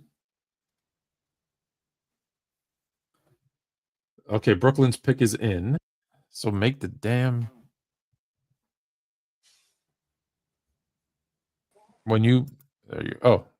Did you stop messing around with that, Jay? Sorry. I'll leave that alone. Sorry. Here we go. I'll turn it sideways. Can you turn it sideways? Yeah, let me see. Lock on? Yeah, turn your lock on. I don't know that I've ever locked my screen. There we go. We're just vibing. Are you gonna get kicked out of the studio? Or you got it for a while? Oh no, I'm good. Can you guys hear me okay? Yeah, you hot. Yep.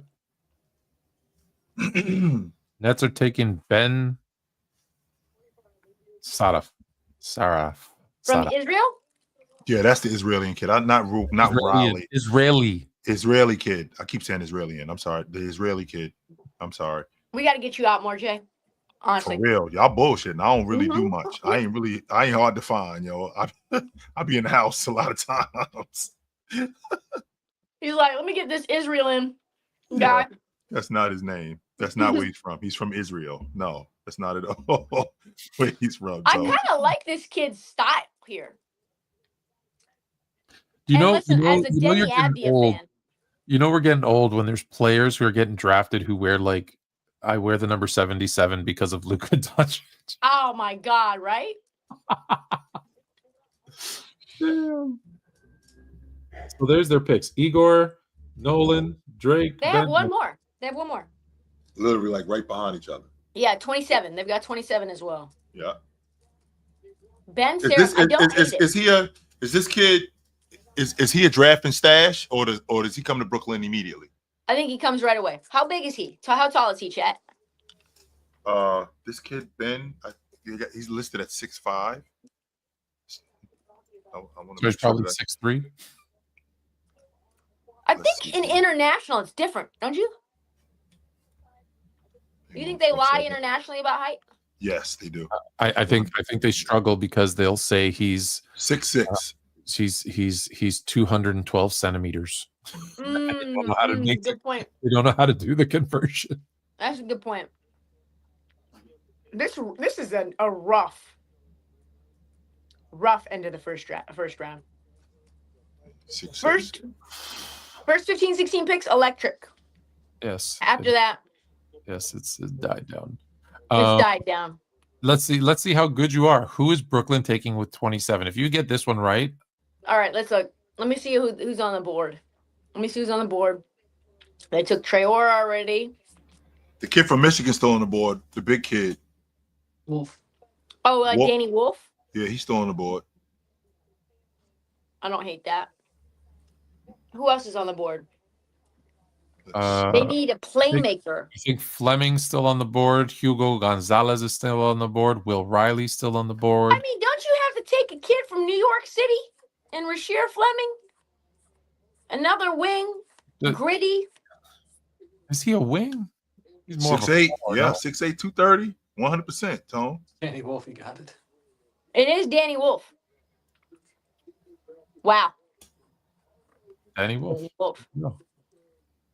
Danny Wolf. Big man. They're not feeling. I don't think they're feeling. Nick Claxton. No, they haven't drafted anybody yet. Oh.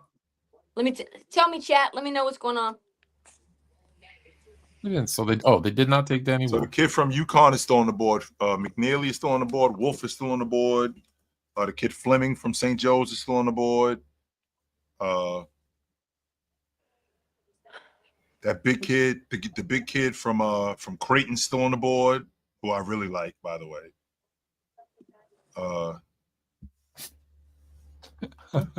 Who? Kalkbrenner? Yeah.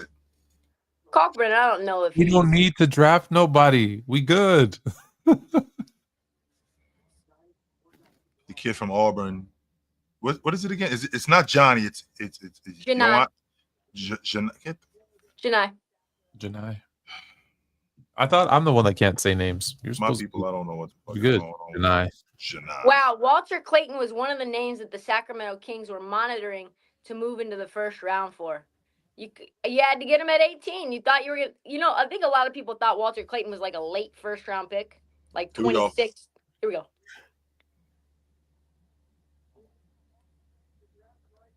We got a trade. No, that's already been talked about. We don't. Adam Silver, can you shut the? Can we just get say the the pick? name? Yeah, he told me. We already know this. We're not paying you to do anything but say the name.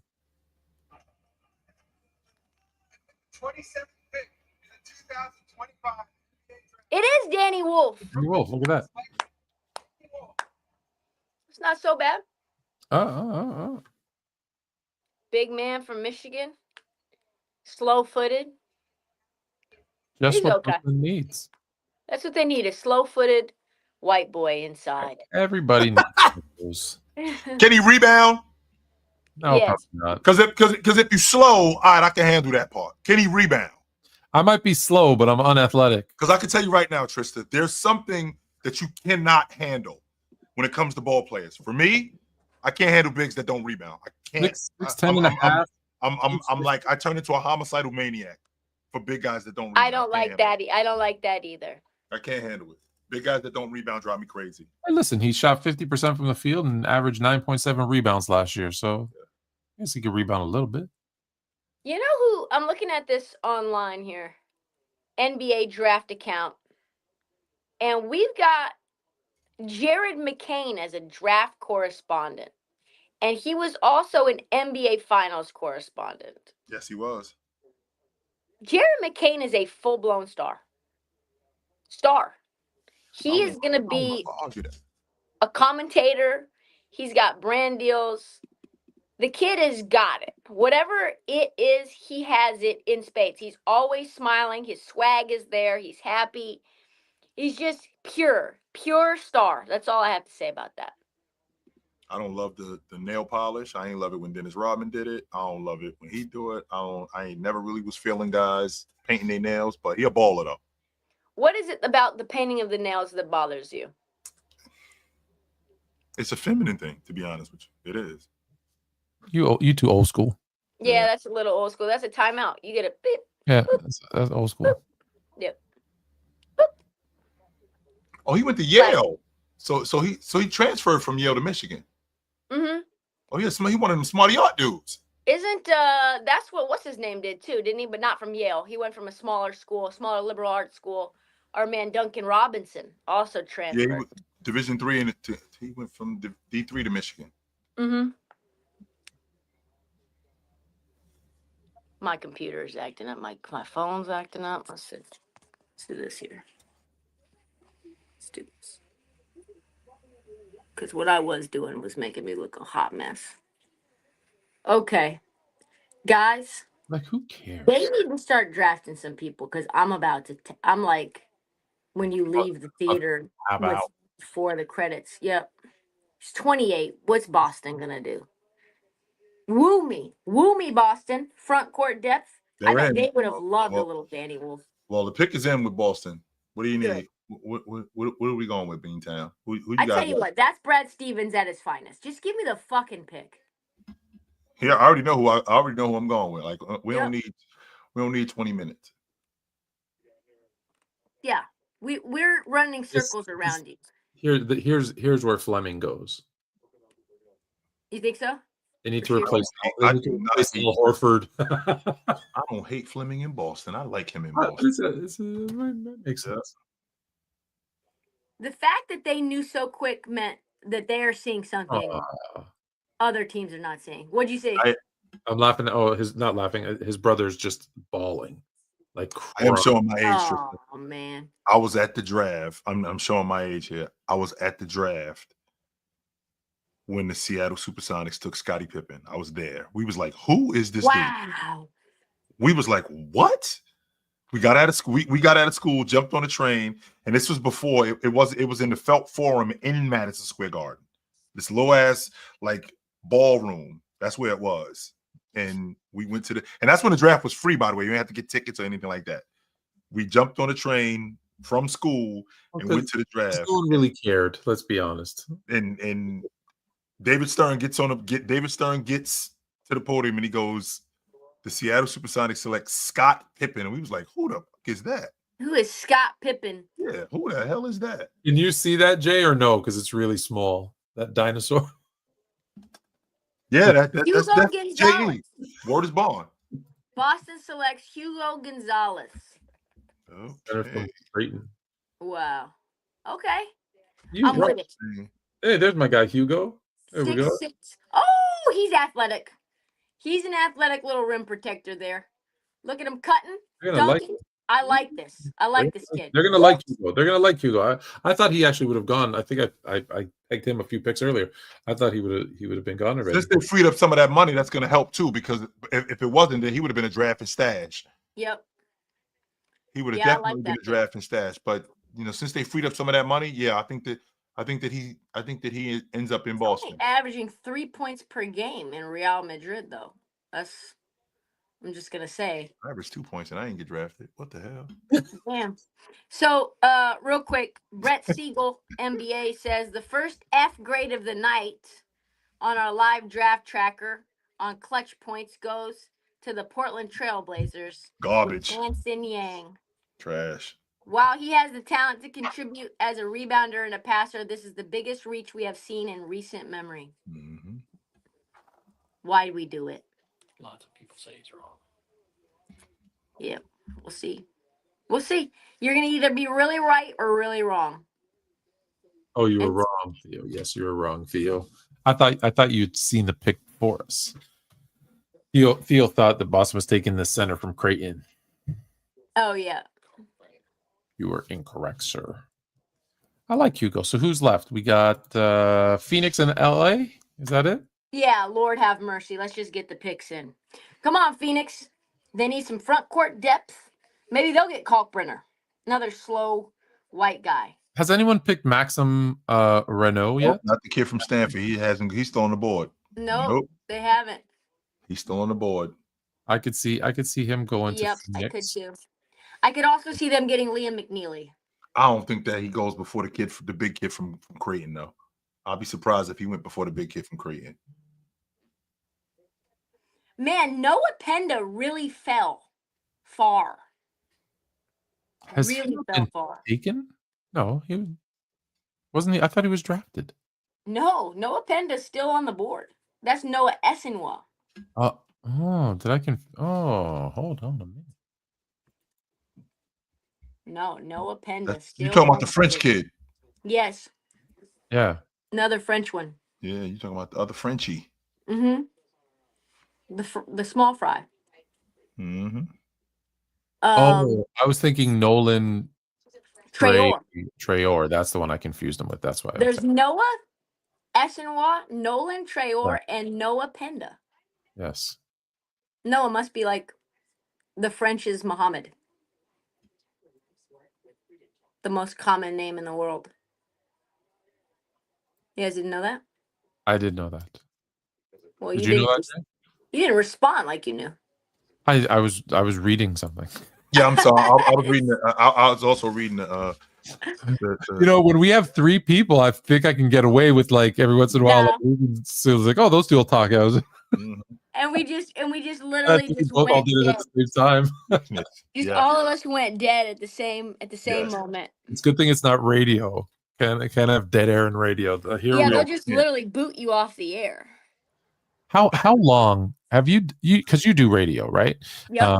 How long do you think? How long do they tell you like you have X amount? Like, or do you have 1 second, 3 seconds? Like, what's the amount of dead air you can have? I think it's 3 seconds. Is it 3 seconds? Yeah, I don't think you can go more than 3 to 5. I think it's definitely not 5. No, 5. No, 5 would be outrageous. On the radio? Yeah. Think about that for a second. No, that doesn't work. No, that just doesn't. No, you off the like air. how we all just sat there and counted in our own Think head. about that. And we couldn't even make it to like 4. No way. Absolutely not. But that's why they have like these soundboards that I have, because it's like, hold on, I got a cough. Exactly. Okay, I'm back. Yeah, right? Like this. That's why you got to do that stuff. Weird. That's crazy. Why is ESPN showing the back of someone's head? I don't know, guys. Oh, it's your guy. Who? It was your friend. Who's that coach from UConn there? Danny Hurley? Danny Hurley. Love me some Danny Hurley. That means that Liam McNeely must be getting picked up next. But I don't know. I don't like I don't think we should get commercials during the draft either. No, they should do like with like the World Cup, where the commercial just takes up the little corner of the thing, so we can just keep rolling. Yeah. So the pick is in. Yeah, the pick is in. Go. Okay, tell us who the hell they take. Who you guys got? And this is Phoenix is making the pick for now. It's a proposed trade for Charlotte. Oh, really? There's a new trade. Yeah. So this will be this whoever they're picking is going to Charlotte. How does there's a part of me that's thinking, how do you guys screw this up so bad where you basically giving up all your picks? And then now you find yourself in this space where Phoenix is a dumpster fire. We need draft picks. We don't need some. We need all our draft picks. But now Are you gonna be shocked? Are you gonna be shocked when Phoenix is better than Portland next year? Yes, I'll be blown away. They will not be. No, they will not be. You heard it here first.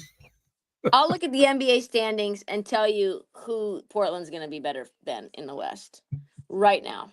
Okay, so they're going to be better than. Come on, if it'll load. I'll tell you right now. So answer me this, Trysta. So we'll take out Oklahoma City, Houston, the Lakers, Denver, the Clippers, Minnesota.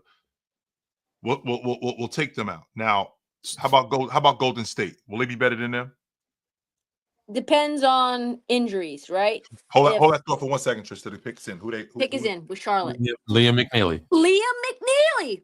I said, didn't I say Liam McNeely? That's why they showed Hurley. There he is. Have to be. You know, Liam McNeely was a top 12 pick. He was a lottery pick a month and a half ago. He must have really been bad at the combine and in these individual workouts. Danny fucking Hurley. I like Liam McNeely, though. He's a bigger guard, or bigger, like, wingish. He's just kind of an inconsistent shooter. That's really why I think he dropped. He's going to fit right in Charlotte. He's part of that Montverde crew, though. Real quick, I want to get back to this. So Golden State, you said. So Golden State. It depends on injury. It depends, yeah, because if Jimmy Butler gets injured like he has a million times, Golden State will fall off of a cliff. Just so you know, Trysta, he's played 60 games over the last 10 years. That's the max you're getting out of him. 62 games in the season. That's it. All right. How about Memphis? You think y'all better than them? Yes. She already said yes. I disagree. How about Sacramento? Yes. Yeah, they're better than Sacramento. Dallas? No. Phoenix? But yes. San Antonio?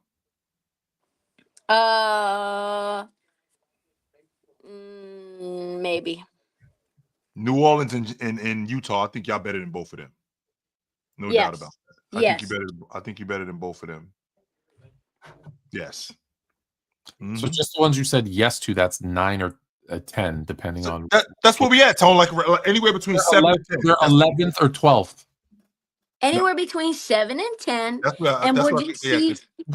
You can't. You just gave 9 names. But here's the thing about better than that. You even think there's 9 teams that are better than them, and the other one, the 10th team, was San Antonio. So that means they're 10th or 11th. Well, let's talk about better than for a second. When we say better, that's a better record. Okay, well then I don't necessarily think that's true. I think that you could say that these teams are better than the Blazers as a whole, just like the Pacers were a 5 seed? Yes. Yeah, Pacers, yeah. 5, yeah. 5 No, seed. they were 4. They were the 4 Four seed. se- four seed. Milwaukee was the 5. Right. Okay. So yeah, so they had home court. For that was the only round that they had home court for, right? So they're 4 seed. But in the East, there was not 3 teams better than them, obviously. So I think it's effort. So much of the regular season comes down to being tryhards, even if you have a roster that's not as talented. Teams that are taking games off on back-to-backs, teams that are tanking, teams that have injuries. Sorry, can you pause there for a second? You said there wasn't 3. Just okay. They made the NBA Finals, so if that's what you're saying, better than That's what I'm saying. throughout the regular season, though. Boston, New York, and Cleveland were better teams. They had better records, and they were better teams. So there was 3 teams that were better than them. It panned out okay for them in the playoffs, but we know the playoffs is a whole different. Well, that's what I'm trying to say. That's what I'm trying to say is in the regular season, so much of this comes down to, especially in the West, which I think is like very log jammed, is it's going to come down to, I think, health and effort. And we saw Memphis were as a 2 seed for a lot of time, and then Memphis was barely hanging on to get into the play-in. Same thing with the Golden State Warriors, just barely hanging on to get into the play-in. Older teams with a lot of injuries. This is a team that's like Portland, full of tryhards. So I think that wins you. Like 5 to 7 games more. That's 43 wins. That's 43 wins. That's 43 wins right there for them, which is interesting too, because I know you love Dan Hurley. So that's him. There he is. In high school. Well, isn't that you next to him? That's him in high school. That's y'all together? They played on the same team in high school, yeah. What was he like?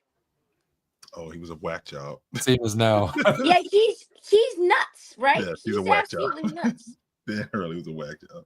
Was he yelling like that at you guys on the same team? His father was doing all the yelling. Yeah, his father was the one doing all the yelling. And he was yelling at Danny more than he was yelling. He was yelling at Danny just as much as he was yelling at us. That's crazy. Yeah, it was crazy. Yeah, so I think if they're the 10th, 11th, yeah, I think I'm going to stick to it. I think you're right. Now, to your point about health, back to the other teams. Of course, if Jimmy gets hurt and Ja gets hurt, and all those guys are hurt, then that changes everything. We're assuming if they're healthy, this is where they're going to finish. Can we not leave out the fact that you just told me if healthy is not something that you can say. But listen, to your point, like this is where they are. If they get some lucky breaks, sure, they can go up. But if they also get hurt, they can drop even further. I think I'm pretty accurate. What did I say? 35 to 40 wins. I'm gonna stick with it. I think I'm right on this one. It's gonna be fun to watch. We're gonna be on. I'll even stay up and watch some games. No, we're gonna be on the tracker. No, well, when I say I'll stay up, I'll like flip over from the Lakers game and watch. That's the only time. The only time you're gonna watch the Trailblazers when they play the Lakers. I'll flip over and watch the multi-box on. I'll flip over. Okay, Clippers, can we just get this over with? It's in. The pick is in. The pick is All in. right, so I don't want to hear anything more from Malika and her little blazer, which is serving up a look, by the way. You feeling that? I'm feeling that look. Serving up the look there. And the brooch. Do you see the brooch over there blinging? The little blinging brooch? Yes, the brooch is super dope with the costume jewelry around. I love Jay. I caddied for Jay Billis. And I love how matter of fact Jay Billis is. That's the thing I love about him the most. What do you say? I love how matter of fact he is. Yeah, he is. He doesn't play around. So he was playing golf in the summer solstice, which is the longest day of the year, and they played 4 rounds of golf, and I was with them for those 4 rounds. Mm-hmm. It was him and this other guy from the Golf Channel, and I was actually caddying for the guy at the Golf Channel with him. And Jay went 2 rounds and change without speaking one word to me.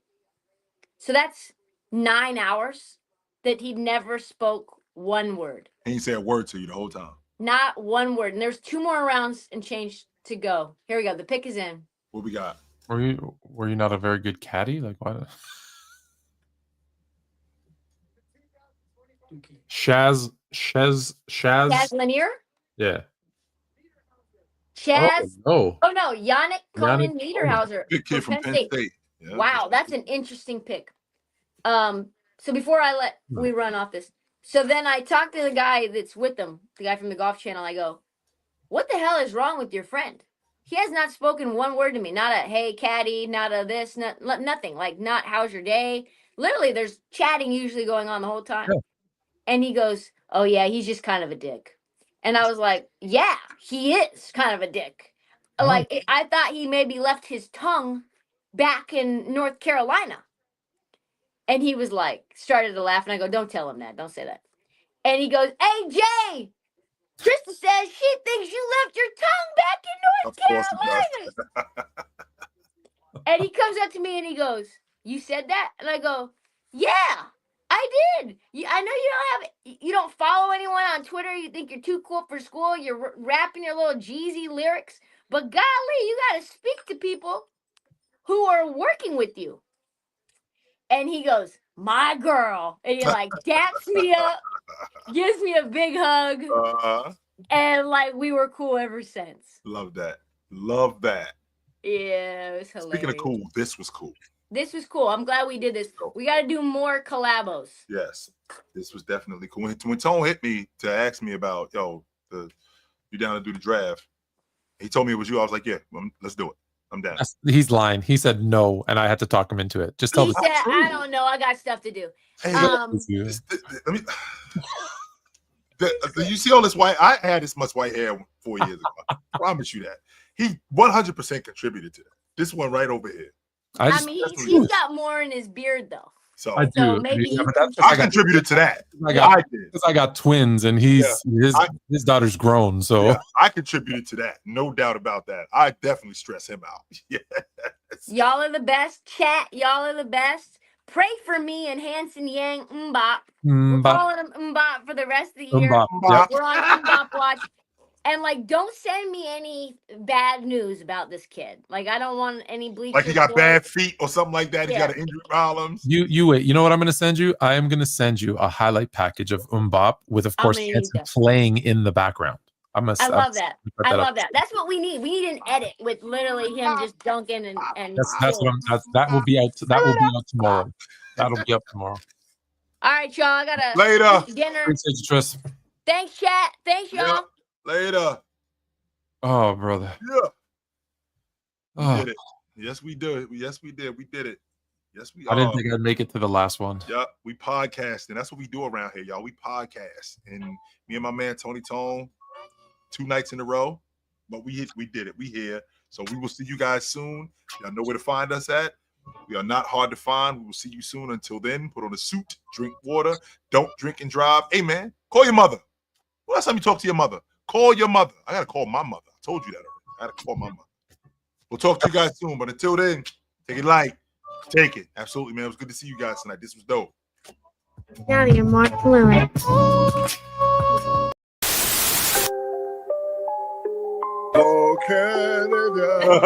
on a suit, drink water, don't drink and drive. Hey, man, call your mother. It means nothing. It means nothing. Nah, they lying to you. It's about the money. Now you're more fluent.